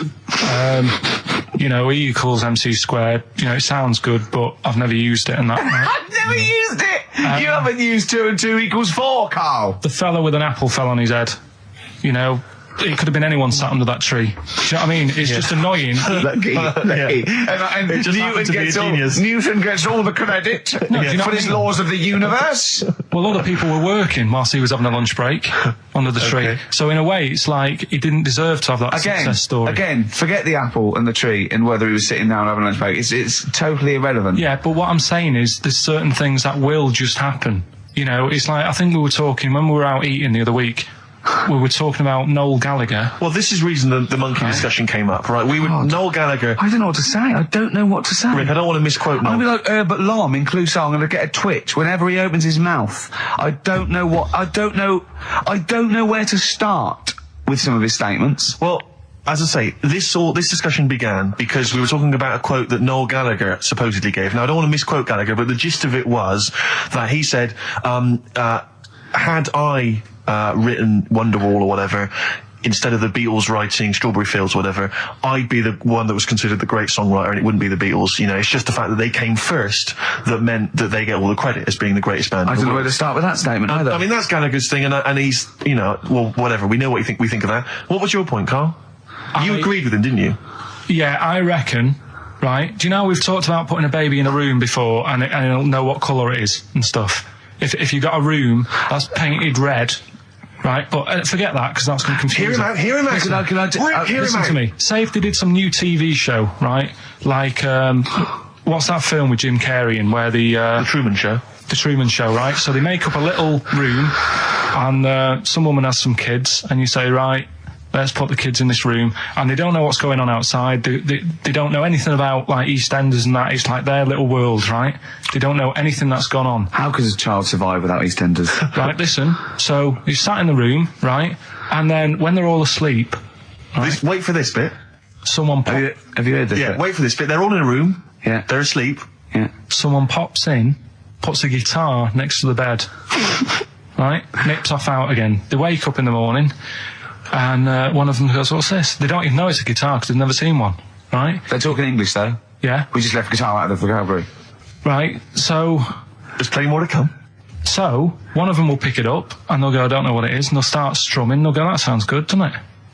Give them a few weeks, they could come up with Hey Jude. Whereas, type in Shakespeare, a monkey that can't even spell, I see that. can't answer it. I might come with you, Rick, if that's all right. We've got to sort out that Christmas special as well. Yeah, no, sure. I see that. I'm shooting off then as well. Cheers, Carl. In the week, I called Carl up. I said, "How are you, mate?" He went, "Not too bad." Now, as you know, his girlfriend's been away for ages, hasn't she? Covering the World Cup, the African Nations. Cup. She's a sports journalist. Well, yeah. All right. Okay. I love the fact you're thinking, what does that mean? Like, well, she's not much of a journalist, Rick, to be honest. I've read some of her stuff. No, but she's not on air. She does stuff, you know. Yeah. Behind the scenes. Yeah. Sure. A lot of journalists do. You always want to make clear that you're not going out with Kate Adie. That's what you want to make clear, isn't it? Yeah. Now, so she'd seen none of the meteoric rise of Carl as a Right, 'cause broadcaster. she's been away for the whole time a since you've sort of raconteur, become... a wit, Yeah. a cult figure, to be honest. And he hadn't told her this, so apparently he went home and she was sitting there looking a bit grumpy. He went, "All right," she went, "Yeah." She went, "Should we go out then?" She went, "I'm not sure I want to go out with an idiot." Right? Oh, no! Yeah, because, and she went, "Loch Ness Monster. Why don't you just think, of course the Loch Ness Monster lives in Loch Ness." And she was giving a bit of a hard time. And she went, "That's why he said, "That's why I didn't tell her. I didn't tell her really." Same thing happened when I was at school and I had to play drums in Little Donkey. I didn't tell my parents, right? But my dad turned up anyway. And what happened? He How old were you, Carl? well, it was the school that I used to go to. Oh, yeah. Like, Oh yeah. So- You went. Well, you used to go to the school you used to go to. no, but what I mean is, on. I didn't go to secondary, did I? So I missed a lot of that. Sure. But primary, I liked. Oh, it was okay. all colouring in and stuff. Yep. And it was a Christmas play, and I managed to get a part in it. And, Did you audition? got a part in it, and I should have been playing the drums to the one about Kings. We Three Kings. Yeah. I was meant to be doing that, but Little Donkey came on, and it was one of the. What do you mean came on? That was like next up on the next song, Right. and it's one of them songs that you can't help sort of. Tapping along to. Yeah. Do you know, like if I was to go, Yeah, you'd have to finish it with... yeah. Do you know that they actually send that into space? Do they? And What, hoping that aliens will respond with that? yeah, they do that because apparently it is one of them things that you can't help. What, even if you're an alien life form? Yeah. They know that, do they? But anyway, What, because they watch Star Trek or something? Hello. Knock knock. Yeah. seriously, Is it true, like, if you who's send there? out knock knock into space, yeah, they have to say that. Oggy, oggy, oggy. Ah, that do this. that is You look great. into it. Seriously. Oh, hold on, what's something out there? What's a little green fella? That is great. Yeah. So anyway, That is Little Donkey is like one of them tunes that you can't. And I was there, and I had the drumstick, and I thought, oh god, The drumstick. I could feel myself. And Just anyway, wanting to do it, yeah. I started going along and playing Little Donkey, which I wasn't meant to do, but it went down such a storm. What, were there people like parents and that dozing off, and then suddenly they heard your version of Little Donkey, and they thought, wait a minute, now it's really picking up. What do you mean? I'm glad we paid £1.50 for this. What do you mean it went down such a storm? I'm going, hold on, was it like when People have Ringo... lighters in the air. You know, like when Ringo joined the Beatles, now going, boo, Pete Best, but he went... Yeah, And I went, whoa! Oh, God. But the teacher just said, it went down really well, you can do that again tonight. Right. When you're in it again. But anyway, so my dad was there, and... And you hadn't told him about this performance, so he just turned up off his own back. I never took the letters home and stuff to show my mum and dad, because it just put me off. So, anyway, he turned up, don't know why, he must have heard from someone else's dad. Yeah. He turned up, and he swore about me, which... Did he? I don't... Could you use a word it's allowed that's... to be said? The word? Of course it is. Right. If you got a kid in the car or anything, you can turn it down now. Yeah. Right? But he said, there was a guy stood next to him with a camera, big video camera filming it. And he said, yeah, film it, but try and avoid getting the twat in the hat in the shot. Because I had one of those porters, you know, the little round pork pie hats on. Right. This is so sad. What, was this a nativity play? It was about Jesus and stuff. Yeah, well, there was a porter there helping him with his bags. Of course it was, I forgot. I mean, Mary and Joseph, they got there. Yeah, because it was the hope, you know, because the inn was full. Yeah. But I think the porter doubled up with the inn and the stable. Right, that was nice. So he carry bags over, yeah. Yeah, no, so yeah. You're right, though. I don't know why I was wearing one of them. But I was. And And your father said that, and how did you know your father said that? Did you hear it? about it later. Oh, he told you about it later? Yeah, I was talking about stuff I'd done at school, and he said, oh, God, remember that, and I spoke to him the other day about it. Right. And, yeah. Oh, God. Shame. So that was the end of your sort of drumming career, really? Because it could have been, I mean, you know, the audience loved it the night before. Yeah. You could have, like, been, who knows, a whole new world for you. Yeah. Have you done any stuff? I've never drummed. I wish I had, man. That is That's a movie story, but... Is that, and that's why you don't tell, your mum and dad don't know you on the radio, do they? I think when they were down the other weekend, they had to come in here, I just said, I'll just go in and press the buttons. Because they could listen on Sky Digital, couldn't they? They could do. But you wouldn't want that, would you? I don't want that. No. Play a record, and I want to talk to you again a little bit about this later. Yeah. Right. This is the Best Of Show on XFM 104.9. I'm Ricky Gervais, with me Stephen Merchant. Yes. I hope you're enjoying the Best Of. Bit of David Bowie. When's that ever at anyone, Steve? Never. Lady Stardust off Ziggy Stardust and the Spiders from Mars on XFM 104.9.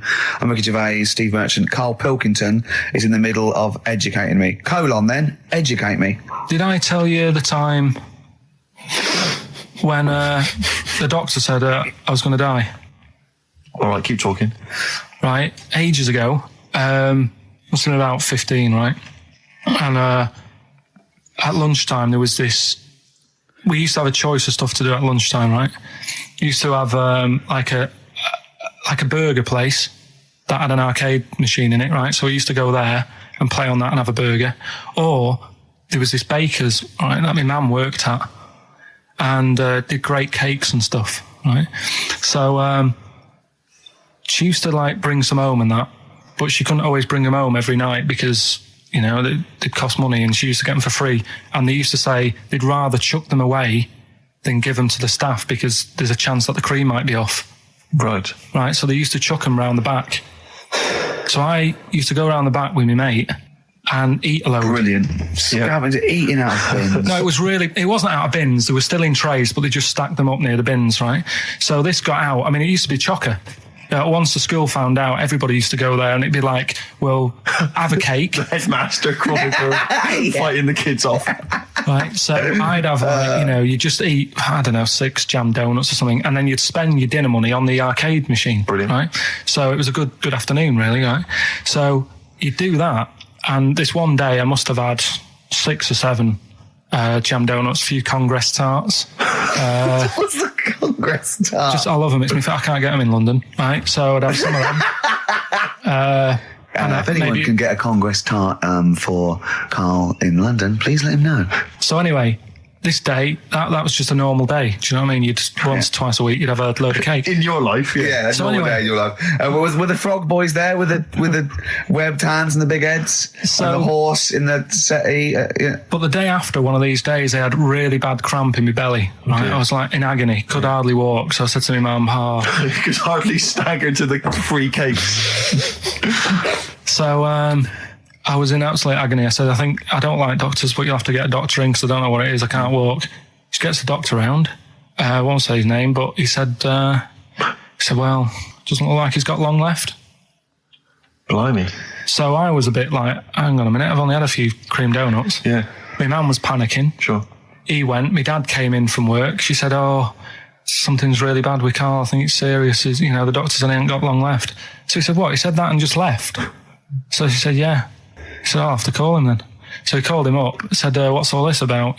Karl hasn't got long left. How long's he got? So he goes, I was only messing. It's just had some bad cream.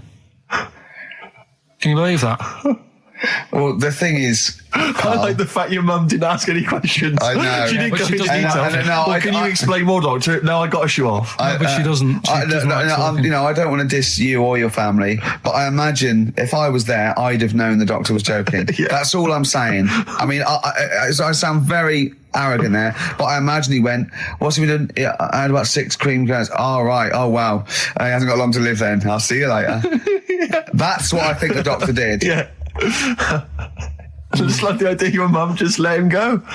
Yeah. Terrified, thinking, well, Yeah. I'm not going to probe him. He's that's it then. Dad comes in. Hi, honey, I'm home. Anything happened?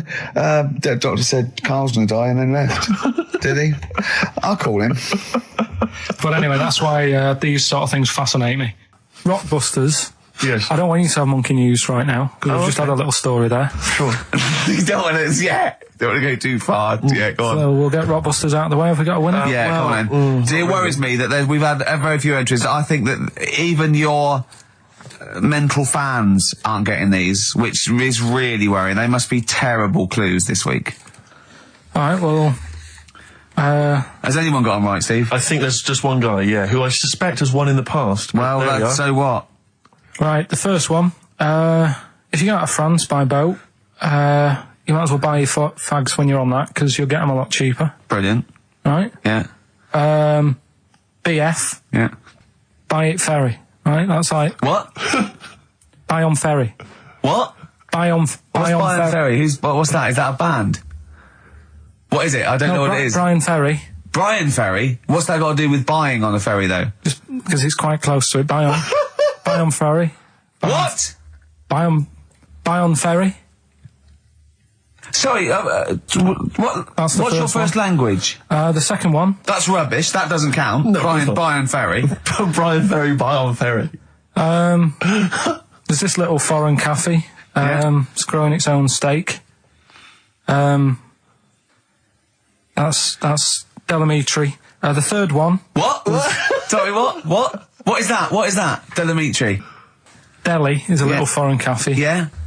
And a meat tree and that. A meat tree. A meat tree. What were the initials for that? Just D for that. Just D for that. Yeah. So not DA. So you didn't even give him a chance to get the group. Well, they got it. Well, no. No, they didn't. Right, it's the end. Go on, right. Go on. Delhi meat tree. Delhi meat tree. One word. D.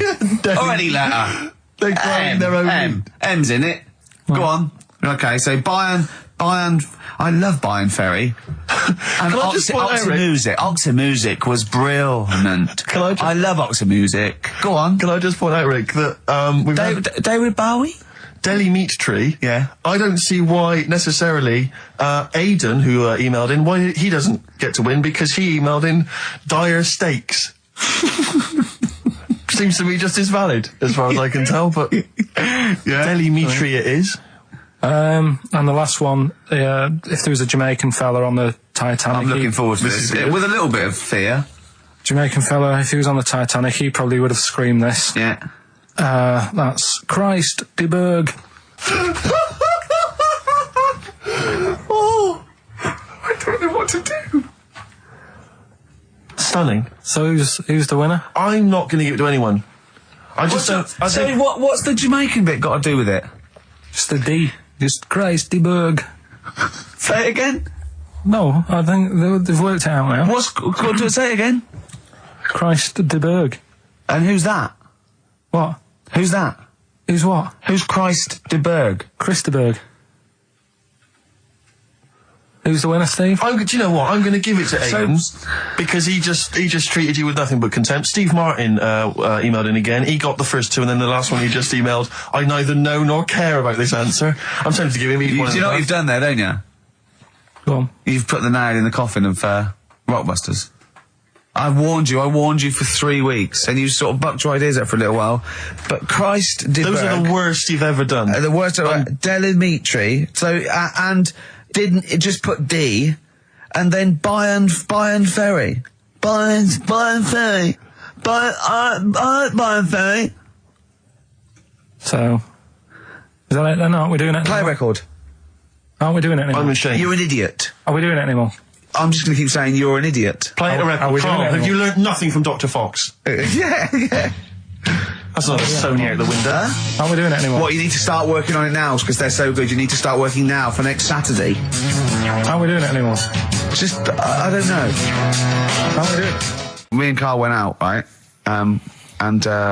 With me and Jane and Carl and Johnny and Gigi, wasn't it?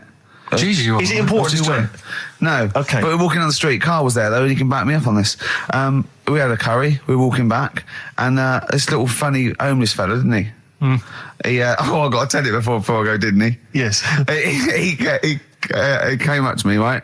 And he recognised it.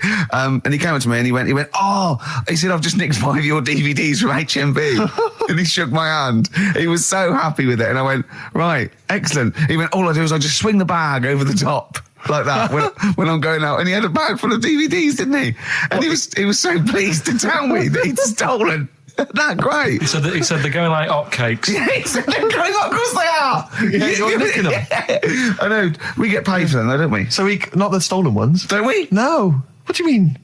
Did you sign them for him? I know you would, you idiot. What? So he just nicked 5. Yeah.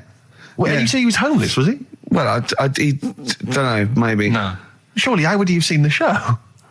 He'd just walked past Curry's one morning. Dixon's. Yeah. Yeah, that's any Seen a idea. trailer for it. I thought, interesting. I don't know if he was homeless. I didn't go into his home Sure. life. He shook his hand though, and But he made Carl look smart. Do you know what I mean? So, how does he sell them? Where does he sell them? Does he go to people and go, do you want an Office DVD? They're not nicked. yeah, £4. yeah, exactly. Are these stolen? No. No. They've still got the tags on them. It's the best of. You've been voting in all week, sending your emails. So here's the clips that you wanted. All right, so here's the first bit. What's the best job you've ever had still, Carl? Talk like about. Is it still Paper round. Is it still the paper round? Yeah. That's ridiculous. No, it was good though. If you look at it, like, you know what I liked about it, you're your own boss. No, you're not. You're not your own boss. No, the guy The who runs news the news agent is your boss. All right. But then once you get out and you've got your papers and that, you're on your Do own. what you want can as long think as you about deliver the stuff. papers exactly to the places he said you are in the time he said. Yeah. It's and I do. freedom, isn't it? Any jobs you wouldn't do? Go I've just thought of one that you wouldn't do on. with your sort of mild homophobia. Well, I'm not. Proctologist. What's that? Basically sticking your finger at other people's arses. Right, well, no, I wouldn't do that now. Why have you got to do that?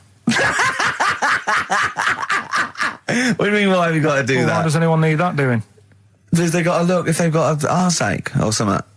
Which trainee doctor makes that their speciality? Do you know what I mean? That must be, right, we got a place for proctologists, and it's you, Meadows. You came last. Oh, seriously, what? I'm not the arse doctor, am I? Yeah, you came last. Oh, I'm a bum GP. I can't believe it. Yeah. You got to, I can't believe this. Yeah. I remember I was on I don't know if this is all right to talk about. I mean, it happened, so, you know, not worried It's about all right it. to talk about. Everything's all right to talk about. But I was on the train, right, coming from Manchester back to London, right? Yeah. And got on it. It was like a Friday night, and it was heaving, you know, like the last train is and all that, and absolutely chocker. Right? Yeah. So I'm walking through the carriages, thinking, oh, is he in his seats anyway? Anyway, everyone's like, it's heaving, right? It's people stood up in the doorways. You can't get in the toilet and all that. There's not going to be any chair knocking about. You know, so walking through, and anyway, I see this one empty chair sort of in front of me, right? I think, oh, why ain't anyone sat there, right? I'll just rush to that, get to that, I'll get myself a seat, plonk myself down, right, and sort of turn round, you know, see who I'm facing, you know, see who you're sort of having a chat with. little fella there, right? Little, Down syndrome kid. Right. Sat there, and he goes, all right. And I thought, oh, right, not bad, but do you know what I mean? They're always talking, aren't they? You ask a lot of questions, right? So I was like, oh, here we go, 2.5 hours, and I couldn't get up because the thing is, that's obvious. Sure. Right. So that's like mean. I'd never want to be mean. Do you know what I mean? No. At the end of the day. So anyway, so I think I know. I'll go to sleep. Clever. Right. So I shut my eyes, and he leaves me alone and that. So then my phone goes, and I think, right, what do I do? Do I ignore it, or do I open my eyes and see what it is? Anyway, I open my eyes. It's Ricky calling about something, about nothing probably. Actually thinking about it, wasn't even worth answering. Right. So anyway, but I'm awake now, aren't I? So he's like, hello, and I'm like, all right, mate. And he says, you're muscly. Right. Oh, God! And I said, yeah. And he goes, why? So I said, no, just am. It's, again, stressing me out, because I was thinking, why am I muscly? I don't go to the gym. And, I'm not muscly, I'm in good shape and that. Well. So then he wants an arm wrestle. On a crammed train from Manchester, so I've got another hour and a half of this. When you talk back, he'd soon have got up and left. If you'd have started asking him questions, he'd have got up and left with the drivel you come out with. So anyway, do you know when you're under pressure, you're thinking, well, he's said that I'm muscly. Like, so do I do it or not? What? And there's people watching, not joining in, not sort of having a laugh and that with me, just like watching but pretending they're not. Oh, and I'm at one of those table seats, and he kept saying, come on, I want to arm wrestle. So, and he was getting loud, and I thought, I best just have an arm wrestle. What do you mean? I best just have an arm wrestle? Well, what do you mean? Get it over and done with. I had to... if he's going to keep asking, I had another hour and a half on the train. Oh, God. So anyway... Oh, my God. I'm thinking who won. Well, I'm thinking, were people putting bets on? It was working. It was stopped, and just as well, really. What do you mean it was stopped? How violent was it getting? No. He was winning. I was struggling a bit, right? Yeah. And he was really taking my arm down. And then he sort of let go and started laughing. And I thought, thank God he let go, because I would have made. You know what I mean? If I lost that, everyone's in the train looking, and all the rest of it. I never felt it's suddenly serious to him. He's got to win this. Anyway, Pilkington. But then he just, then we were chatting about favourite food and that. He likes sausages. And I said, he said, do you like sausages? I said, yeah, they're all right. I like a bit of Chinese and that as well. And he was saying, I can't have Chinese. Not allowed Chinese. Why? Don't know. He just said, it's not allowed to have it. But yeah, I had a good long chat about stuff and that. But so you enjoyed it in the end? In the end, it was all right. Yeah, it's just. What do you expect? Okay. No, but it's that thing, isn't it? It's whenever you're faced with something different, it's always awkward, isn't it? And that's the thing. You're talking about him now, are you? And I think I did all right, because everyone else was ignoring him, but I probably made his day pretty good. Yeah. We were a nice bloke. I like the idea that newlywed couple are probably thinking that's going to be a similar journey down to Cornwall. Karl Pilkington in the chair now. The talked about, the acclaimed Educating Ricky. Right, well, just in case anyone's new, doesn't normally listen. Yeah. Basically, I'm educating Ricky. Yeah. Do a bit of research in a week, find stuff, news, history, anything that's interesting. 3 stories. I give them a nice little headline. You take your pick. Yeah. Between now and 3, you're going to learn 3 things. Yeah? Yeah. So, the headlines are, I'll be no buying one of them. Give us that again. I'll be no buying one of them. Nice, okay. Yeah. We've also got hippopotamus news. Okay. Okay. And can you believe it? Can you believe it? Well, I'm going to go for hippopotamus news. Hippopotamus news? Right, well, this one, it's... I'm not going to take the credit here. I heard Christian talking about this on breakfast, right? Because it's a good story that happened. Basically, I don't know if I told you about it last week when we were having our spaghetti, but I think you did. Right, I know what it is. I know what this is. Okay, I've not heard this. Right, there's a little midget, Right, there's a circus. I'm loving it already. Circus going on somewhere. I think it was in America. And is that present day or old times? I'm talking like in the last 3 weeks. Okay. Right, little midget circus, really packed out show. People are loving it. Steve, you'll ask the same question I did. I know. So there's a little midget jumping up and down on a trampoline. What circus is this? Right. I pay good money to see it. So everyone's clapping, and he's getting carried away. Because he can't believe they're loving it. I didn't know they'd like a little person on a trampoline, but they love me. But you know what it's like when if there's a crowd of people sort of encouraging you to sort of go higher and stuff. Yeah. And I'm sure he knew it was getting out of hand. But he was jumping and he was coming down the road going higher, and he's going really high in the air, right? So he's doing this. Crowd are clapping. There's a hippo, right, just sat next to the trampoline, getting ready to come on and do his act. Oh, right, I thought he was in the audience. There's a hippo getting ready to do his act, Steve. Yeah. So he's a ventriloquist. What do you mean he's sitting by the trampoline waiting to do his act? Because why does he sit in the dressing room and they go, 5 minutes, Mr. Mus, 5 minutes, Mr. Mus. So anyway, right, so the hippo's there. He's getting annoyed, is it, because the midget He's going, how can I follow this? This is really annoying. They're going to be, no. So he's thinking, he's already done the trampoline, my pogo stick out, he's never going to work. Yeah, go on. So there's a hippo waiting. It's a great story, and I just know he embellishes it or he gets slightly wrong. Go on. So there's a midget jumping up and down. The hippo's getting annoyed. The crowd are going mad. The midget's loving it. Can't believe his luck. Although you think he probably knows he's dicing with danger. Yeah. So next thing you know, they're all saying higher. He gives it one big, like, heavy sort of landing on the trampoline. Goes really high, but goes off at a funny angle. Oh, hypotenuse. Okay. Yeah. And sort of flies up. Hypotenuse! Sure. Flies off at a funny angle. Oh, dear. Hippo's there, swallows him whole. Crowd are clapping, thinking that's why the hippo was waiting there. Rubbish. Rubbish. It's not rubbish, though. But no, maybe there was an accident in a circus with a midget and a hippo, but at no point was this hippo waiting to go on, going, come on. The midget flew off at hypotenuse and landed in the hippo's mouth and was swallowed whole. This is what you embellish it. That is great. And what's I have to say, though, Rick, when I heard midget, trampoline, hippopotamus, I was thinking accident waiting to happen. Yeah. So... yeah, maybe. I mean, it is that you should never put those three together. Never. It's a recipe for disaster. Everyone knows that. Midget, trampoline, hippopotamus. Are you mental? You're asking for trouble. Well, you know when he told me it, he said, and the midget. He didn't mention the hippopotamus, and he said the midget went on, and soon he fell off. And the hippo ate him.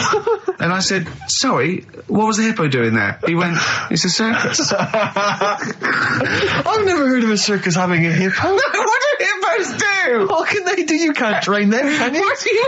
Aren't they, like, very deadly? They're huge, aren't they? You can't have a hippo in a circus. Are you sure? You're not thinking of Zippo? He's neither kind. Yeah. No, and it wasn't some sort of where Zippo was eating a midget, and it's some sort of horrible sexual act. No, it was definitely. I heard it on breakfast, right? Okay, sorry. No, it's definitely fact. Yeah, okay, right, truth. Okay, good. XFM 104.9. We're not here. It is a bit like being Dennis Norden, playing some great moments from the show. I was just imagining Dennis Norden one day, sort of just like waking up out of his stupor. He's doing this, and he'd go into the producer and go, I've just seen a couple of my programmes. I just saw It'll Be Right on the Night 18. It's shit. It is terrible. Why didn't someone tell me? Well, we didn't want to upset you because, But I've been doing it way too long. Well, you could just let me go on forever. Well, until you died, yeah.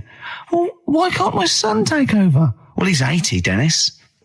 And the jokes I'm doing, they're awful. Why have I got that clipboard? I've written these jokes, they're not funny. There's an audience, they're laughing. What are they laughing They're not at? laughing, they're not laughing, that's canned laughter.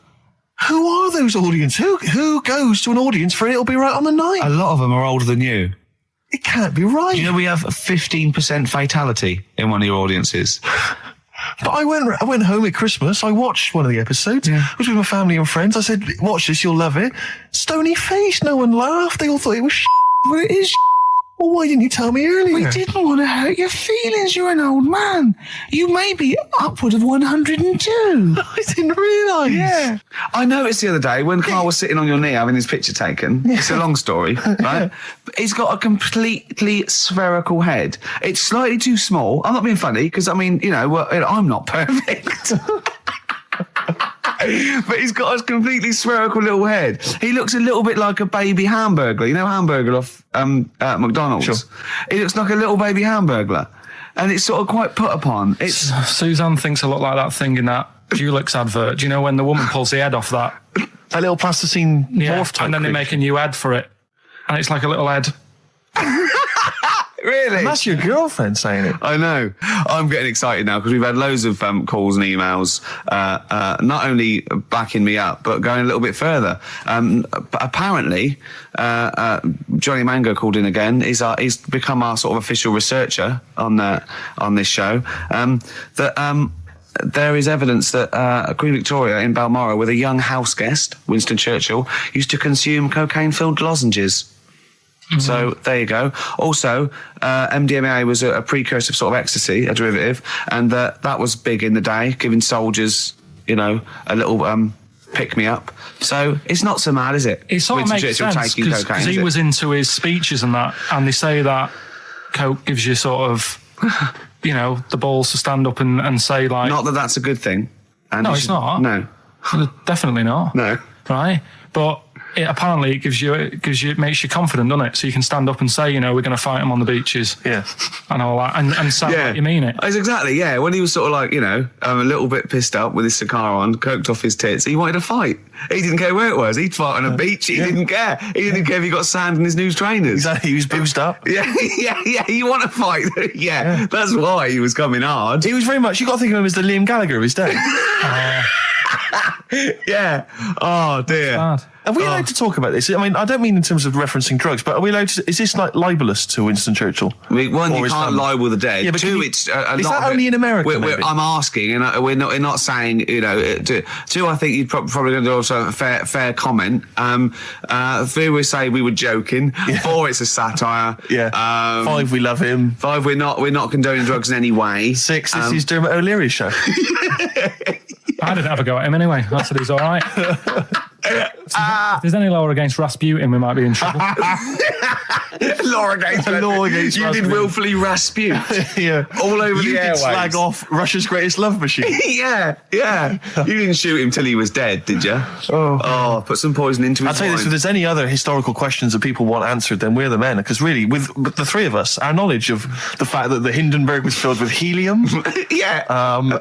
the kind of coke habits and various drug habits of Britain's most famous political leader, we've got the answers to all of it. Einstein, Go on. I found out in the week that he didn't talk till he was 6. See, it's all these people who are weird. Churchill couldn't read, could he, till he was 8 or 9? Really? Yeah. So there you go. He got a D in history, apparently, GCSE. Just one better.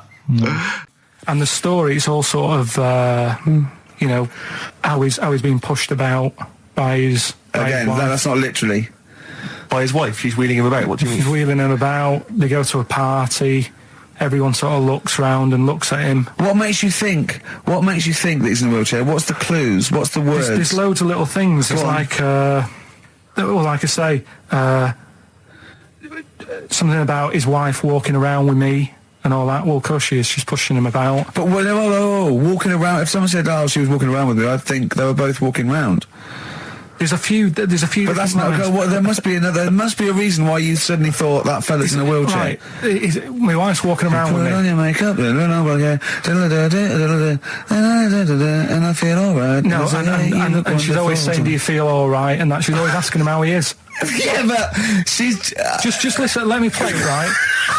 And try and picture the scene, right? But now I'm only thinking of a little fella in a wheelchair. Well, have a listen to it, Oh. and you know, just everything that's being said. Okay. Understand why I'm thinking what I'm thinking. No, never. Right, you ready? Yeah. No clue yet. Yeah. He's just sat there watching, probably. No. There's no. Wait until he's done. Yeah, no clue. Okay. No, that's all right. Right, that's just a woman getting ready, and he's fine. Yeah, he's to just me, sat there and he's got a great pair of legs. Right, well, he's sat there in the wheelchair. Watching. No, he's not in a wheelchair. Listen. Right. Yeah. Everybody looks at him. No, her. He's saying she turns heads. Walking around with him. Yeah, walking around with me. We're both walking around. Are you all right? Yeah, nice thing to say. He's all right. Huh? Yeah, he is all right because he's got a great pair of legs. Right, he might not have any legs in that, but he's happy. He has got legs. Right. He has got legs. I don't know why you think he's in a wheelchair. There's no clue whatsoever. It seems to be based solely on, do you feel all right? Yeah, Which she's you just only saying say that because they're together at a party. Maybe he doesn't know anyone else there. Leg. Right, just hang on. So he can't drive. because he's drunk. Probably Oh, he's had is a he great though, is time. he? He's been dancing Puts him to bed. because he's drunk. Wow, is he though? He's turned out the light. His hands work. Is that it? Yeah, there's no clue. But the thing is, that's what I'm picturing. But that doesn't mean it happened. You picture people that are half man, half moth. It doesn't mean it's possible. Do you know what I mean, Carl? What you think is usually not true. Suzanne is totally right. There is no reason. I have never ever thought that Eric Clapton was singing about a little fella in a wheelchair. And the one clue in that, there's two, isn't there? Are you all right? Oh, let me say that, little cripple. Right, and I'll give her the car keys. Oh, why is she driving? He ain't got any legs. Pushing him around and that. No, pushing him around. So we'll do one more next week then. Good to hear that again, isn't it, Steve? Oh, fantastic. Waiting on a Friend by the Rolling Stones. Yeah? Go on then, Carl. On XFM 104.9, Ricky Gervais, Steve Merchant, Karl Pilkington. Go on. Right, this one. Remember Blockbusters? Uh-huh. Right, this one is good, and we'll do this one. Rockbusters. And remember how Bob Holness used to give you a letter? Yeah. And it'd give you a question, and the answer to that question is that letter. Yes. Right, well, it works like that. So if I said to you, we'll test it out on you, Steve, right? Right, welcome to the show and that. Hello. Let's play, right? And I say, right, your first one is W. Mm-hmm. And the cryptic clue, because it's done like crosswords. Okay. So not quite like Blockbusters. Well, this young man prepared for his death. And it's a W, so the answer. And it's not always going to be like our sort of music, it can be any sort of music that's out there. So the W is the name of the answer. I understand that, but is the answer always the band name, or is it? Yeah. It's always the band name, is it, or the artist? Yeah. And so would the W be the surname, or would you have both the initials if it was someone's name? Would Elvis Presley be EP? Don't get annoyed, no. Carl. These are questions that I knew would be asked. I know this. You tested it on me, so you've got to tell them. We need to know the rules. If it was Elvis, I'd probably do E. No. Give him the answer. Give him the Right, answer. did you hear the clue? No, give me the clue again then. So the letter is It is a W. cryptic clue. It's The clue's W. fine. Listen, but- and the go on. clue is, this young man prepared for his death. This young man prepared for his death. Yeah. This young man prepared for his death. And it's a W. And it's his first name. That's what he needs Well, to see, know. that's the Yeah, but I don't... Well, shouldn't we have the initials? Wouldn't that make it easier? I mean, Yeah, wouldn't- but it didn't do that on Blockbusters. It just had one letter. they did. They did if it was if. The gold run they often had us for 3 or 4 Did they? letters, yeah. But it was normally just one word. It wouldn't have been a name or something. All right, then. W. W-Y. W-Y. Will Young. Excellent. I Right, didn't so understand it. What was this the young clue? man... Prepared for this young man. So he's sort of mixed, sort of cryptic. Yeah. I mean, you know, that's a good effort. That's better than Yeah. usual. No, that is better than It's not usual. bad, is it? So do you want to play? Let's play Rockbusters. Yeah, Rockbusters. All right. Sam, Hello. is it sounding all right today? It is. It's just about. Right, cheers. That is worse. Right, then. Good. And so we've got Sam on the line. Who else have we got there? So we've got Tim as well, haven't we? Hello. All right, Tim. Tim and Sam. Right, You okay. sound quite similar, lads. Could one of you affect an accent or something? Which one's Tim? Yeah, it's me. Okay, which one's Sam? It's Sam. That's slightly deeper. Bit Slightly deeper, deeper. yeah. Sam, And they're not against the clock anyway, are they? So it doesn't really matter. I suppose not. So I think Steve just wanted a bit of variety. Okay. you understand the rule, lads? Can you explain them to us? Right, play it. Okay. Hang on. Wait. Well, let me explain, because I mean, life is too short. Now, Carl's going to read out, say 3 clues. Yeah. And just shout your own name and answer it, or shout the answer. Shout your own name, then the answer if you know it, and it's the person who gets the most right. Okay. Is that all right? Yeah. So, Here we go then. okay then. So Shouldn't it be the first to three? Well, yeah, but then he hasn't got... I've got enough, it's fine. He's got enough clue for that. Right then, here we go. Welcome to the show. God. Right, the first initials, ST, right? Is that right? ST. Well, I don't know. Oh, we don't know, do we? How do we know? Here we go, ST, and the cryptic clue is better than the average homeless person. Okay? Sorry, I think... Is that a band? Yeah. Is it an old band? Yeah. I think that's one word. Alright then, S. It's an old 70s band.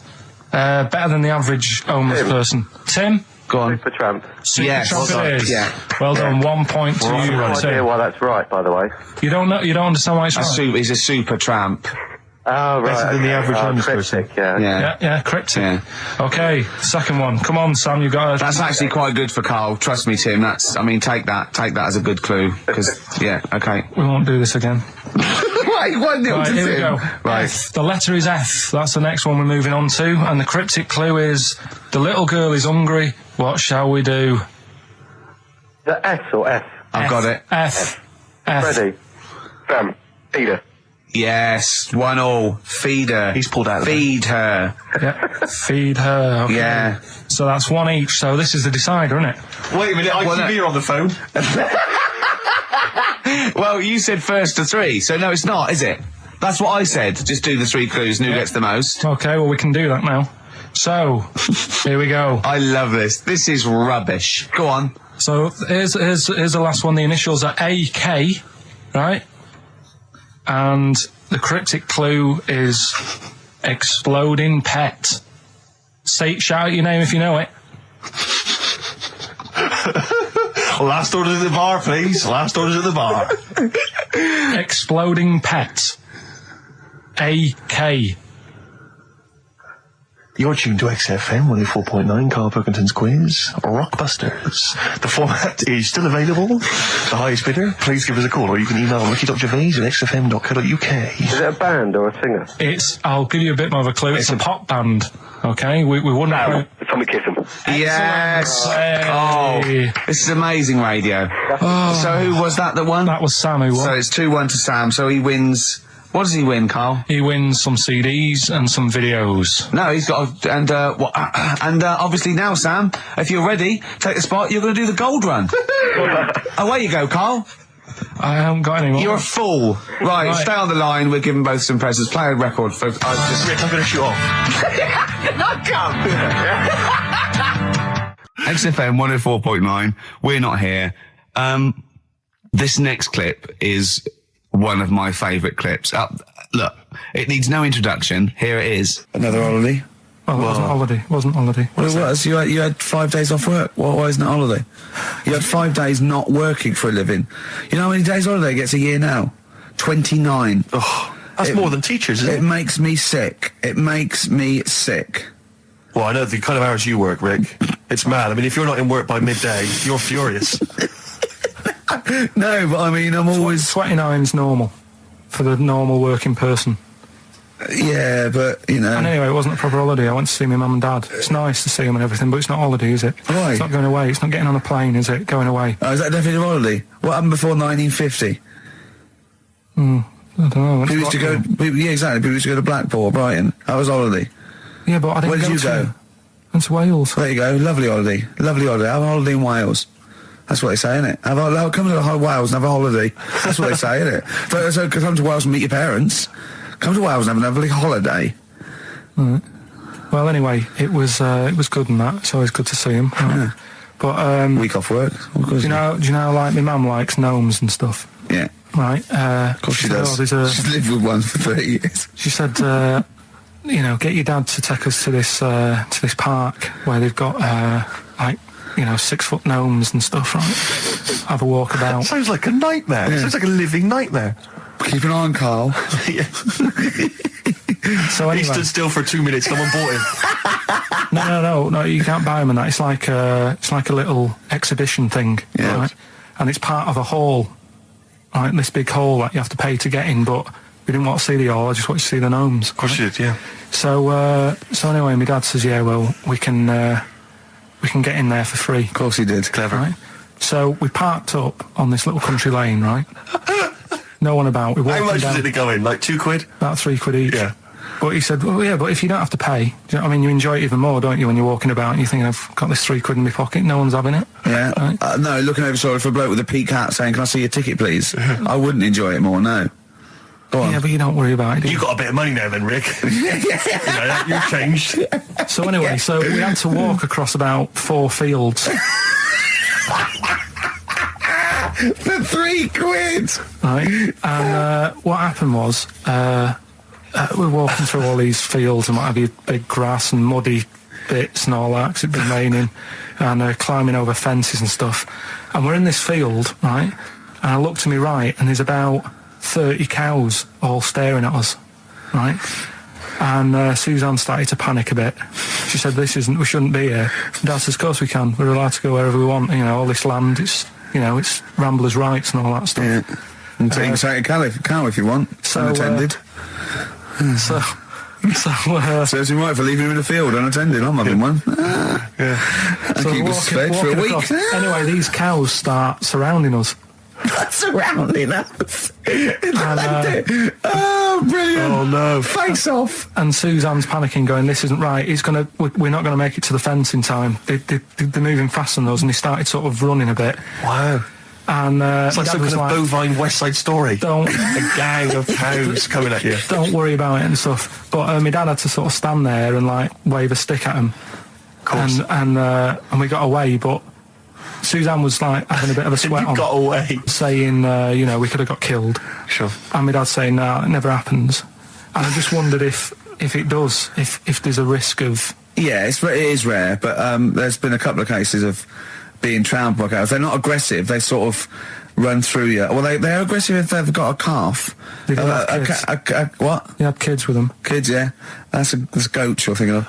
Yeah. Maybe they were trying to sneak into the gnome thing, and they were worried that, like, if too many people did it, and they thought, some cows, we can just sneak in. They were cows, trying, yeah. No one's expecting cows. And the cows were going, walk upright like you're human. Don't walk upright. They thought you'd blow their cover. Yeah. Yeah, people have been killed by cows before. Yeah, that was like the highlight, and then...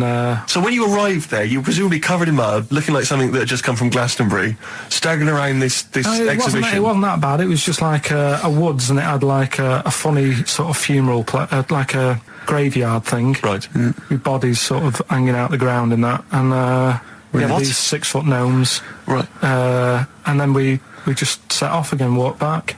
But we're sure this wasn't a dream? No, it was good. It was good. And...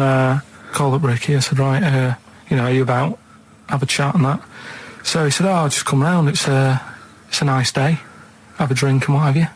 So I got round there at about 6:30, right?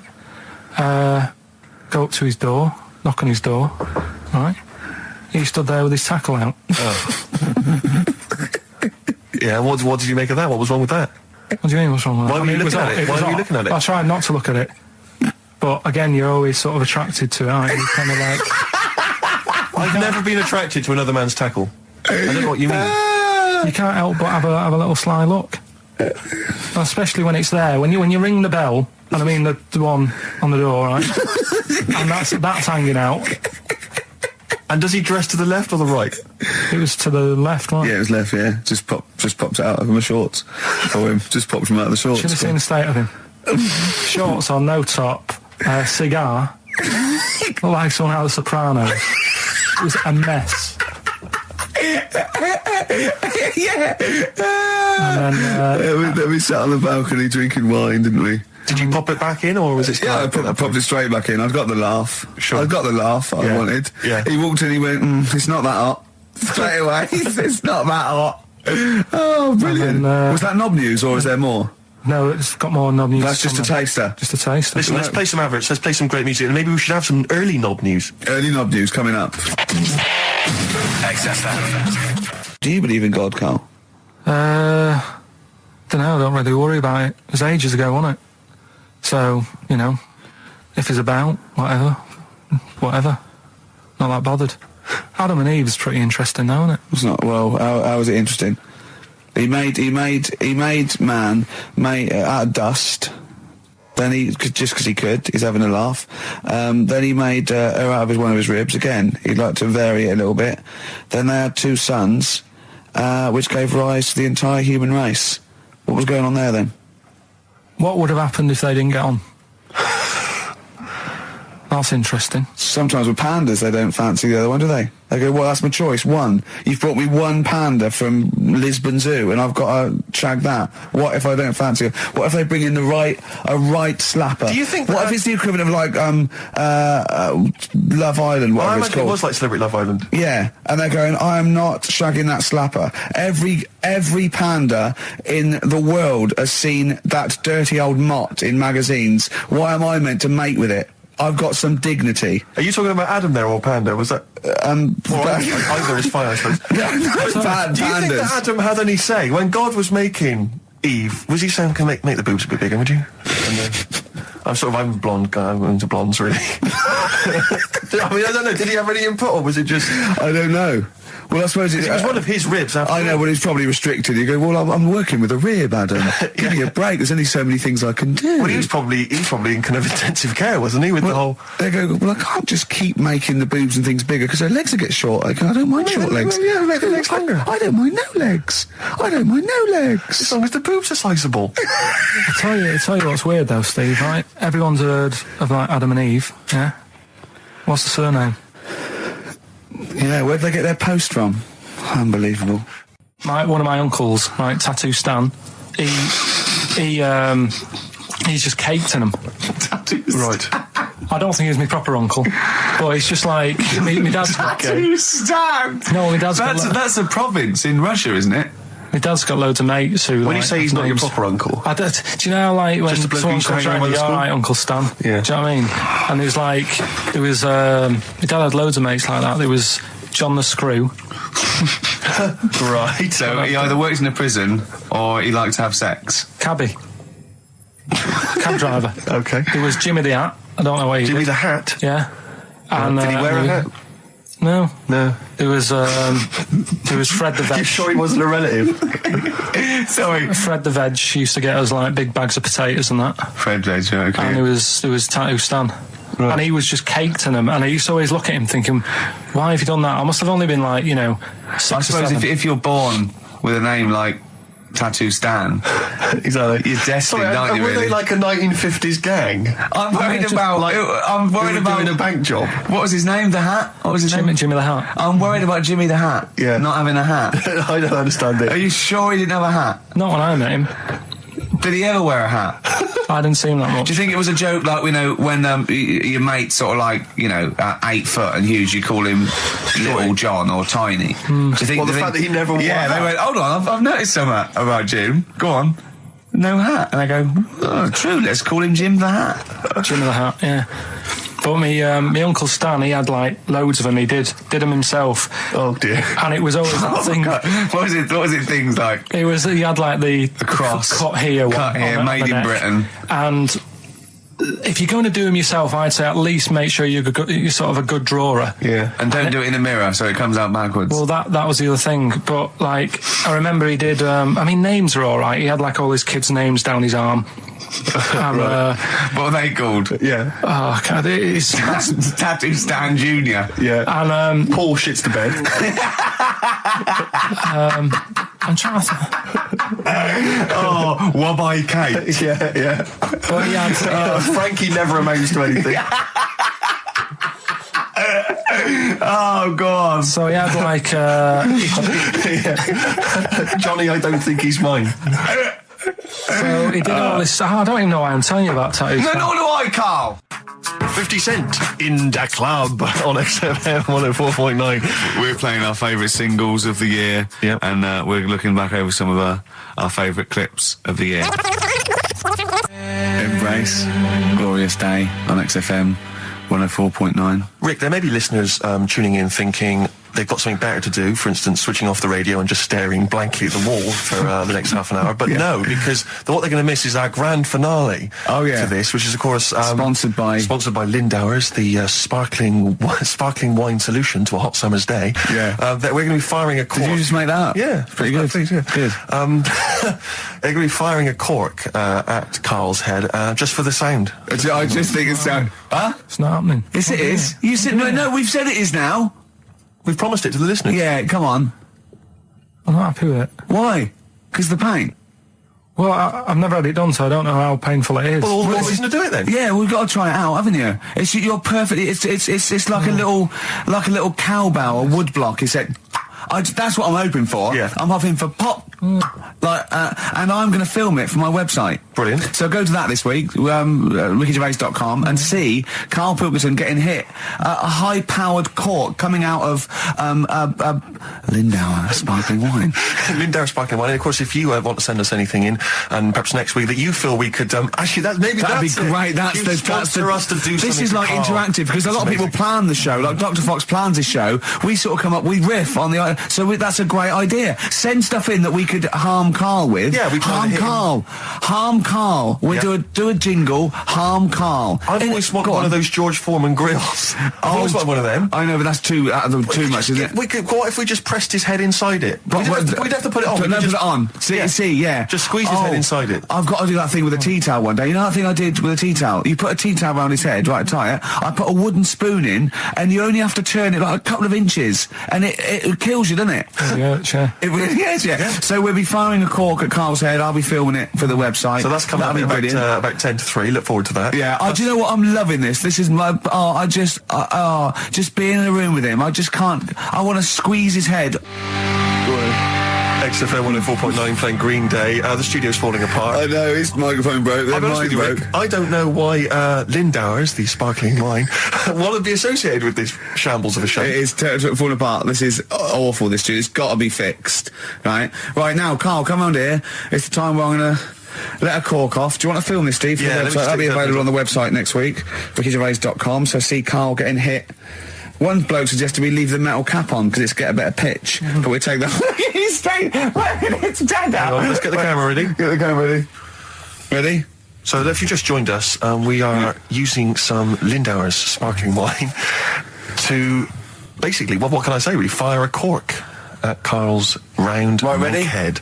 Hang on a sec. Let me just put the headphones on. All right, film this then. Okay. It's in position. Look. Just firing up. Okay, Karl, come on there so we can see your head a little bit. We want to get the microphone there. Right, ready? Hold on. Good. So you're just doing it. Hold on. Now it's in position. What if it? Oh. Ready? Yeah. Oh God! It. Oh no!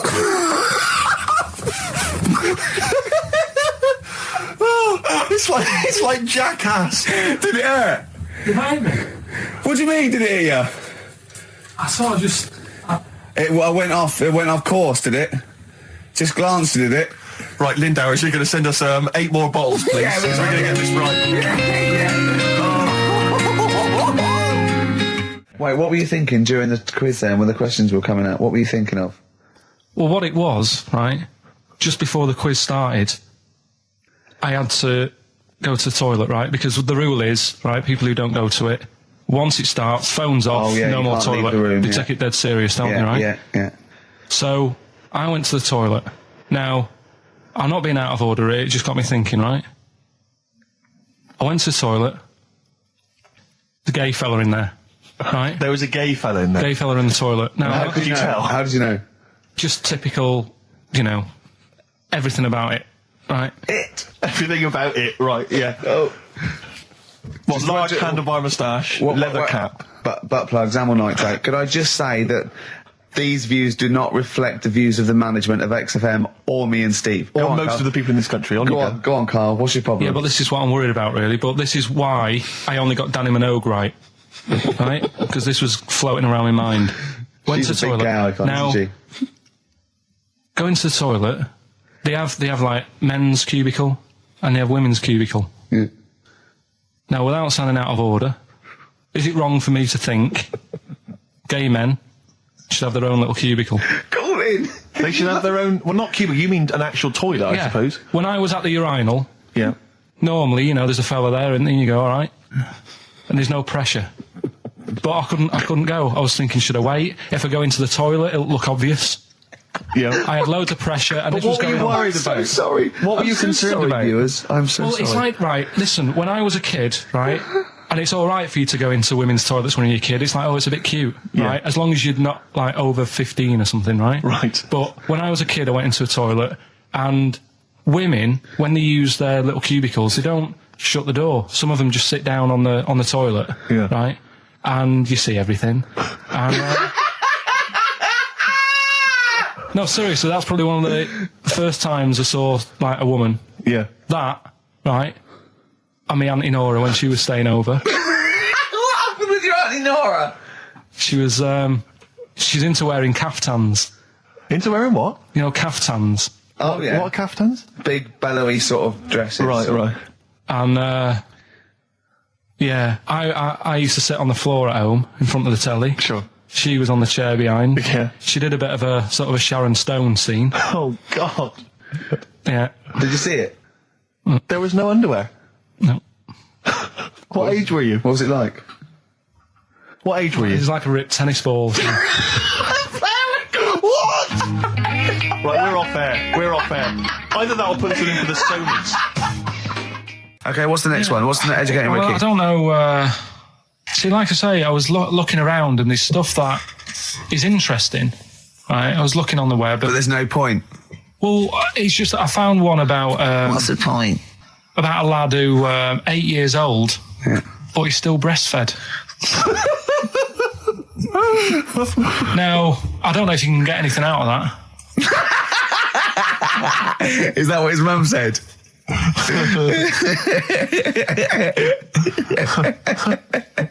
So, What do you mean? I don't know if I can get anything out of that. You don't need to. No, it's just that, you know, Where did you read that? that was on the internet. Oh, well, yeah. You're always unspecific when you mention it. It's just it was on the internet. Well, Yeah. I'm trying to think what I put in. I think I put in Y to see if I'd confuse the computer. And then- Go! You are. No, I did, No, honestly. I did a search, put in why, and it came up with funny things that, like, why is this person doing that? Why is that? And it had a picture of this 8-year-old lad, sort of, you know, on his mum's nipple. And it was saying, you know, is this healthy? You sure that wasn't asking you that question? What? I put in why? Just to confuse the computer. Like, the computer go, what do you mean? Yeah. Stop it. Yeah. Oh, look, What? yeah. Yeah. Last week, I was walking home with him, and I went, he was saying something stupid, and I went, I've got a competition for next week. Let's do a phone-in, and it's called Karl Pilkington, Genius or Fool. Yeah. Right? And he went, No. I went, why not? He went, well, it'd be confusing because they say there's no difference between genius and being a fool. They do that, don't they? No, Who that's says it? no, Who says that? but it's rubbish. And people say there's a fine line between madness and genius, and you know it's a ridiculous soundbite. They don't say there's a fine line between a genius and an idiot. Well, the people who do are idiots. Yeah. So what would you do there, though, just to sort of wrap that little thing up? What would you do? That lad loves his mum's milk. What are you asking me to come up with? No, I'm A just... title for the story? No. What? It's just what would you do? Right? What do you mean? What would I do? Well, it's causing a bit of a problem in the area, right? What area? In America, I think it was. Oh, America are a problem, are they? George Bush is worried about this kid Well, who's no, breastfeeding right, at 8. Imagine it like this, right? Right. No, so Carl, what are you asking me about this spurious story you saw on the I internet? saw on the internet there's Yeah. an 8-year-old lad, he likes his mum's milk, Yeah. and it's saying, is this right? Should it No, be it's going not. on? But what What do you want Ricky to do about it? It's not his responsibility. Yeah. No, but the little town that he lives in, they're all causing an uproar, right? Going, this isn't right. You know, I can't let my kid play out in case he's in the garden with his mum getting a bit hungry, right? So, Oh God. what should they do? Because his mum's saying, well, he likes it, Yeah. and he, you know, what do you do? I don't know the laws. No, but I'm not asking you to sort out the laws. I'm just saying, if you lived in that neighbourhood, what Yeah. would you say? If you went up to him and said, look, everyone's getting a bit fed up with this, look. I'd say, what would I do? What do you mean, what would I do? What are you asking me? Right, it doesn't matter. No. What are you asking me? What are you asking me and Steve and the I'm public? just saying, say if you live next door to this woman, Yeah. right? The kid's hungry, 8 years old, he's out playing on his bike and he goes, Mum, I'm getting a bit peckish. And he goes, all right, son. She whops one out. And he starts having his milk, right? You live next door, you're putting your washing out and you see this going on. You're getting a bit sick of it because it's gone on for months. 8 years, I assume. Why is it your business? Why are you such a nosy neighbour that you're concerned? What would you do, Carl? Let's turn it back on him. Yeah. What would you do? What's your solution? What would you do? Well, I thought I'd say, right, why are you doing this? And she'd say, because he likes it. And I go, all right then, put it in a bowl first. And you think that would sort that out? No, because I was thinking about the whole thing, right? And you do that when you're a baby and everything's all right, innit? Yeah. No one bats an eyelid at a little baby having a bit of milk from its mum's breast, right? Yeah. You'd almost say it was natural. But you grow out of it. It's like you don't see. It got me thinking about things you don't see. And you don't see. Did you put this into a computer? Show me things you don't see. What else don't you see? Well, you don't see like an old man having a Twix. You never. So what?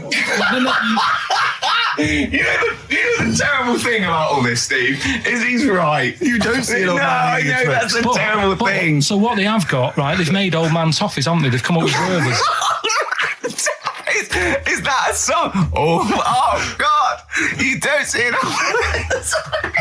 So they've got their Werthers, right? Yeah. So, Look at him. You think Forget he's it. giving a lecture at Oxford? it's not going anywhere. No, go on. Sorry. Go on. I'm just saying. Right. You grow out of things. Yeah. And the old man, I'm sure when he was a kid, he'd have a Twix. Yeah. Now it doesn't look right, so he's having. It doesn't look right. So. Right. I don't think Werther's originals were specially designed for old people. I think they were sweets that just happened to have been made for years. That's why old people eat them. Yeah. They didn't go, hang on, there's a market here. I've noticed old people aren't eating Twixes. Quick, let's make some old man sweets.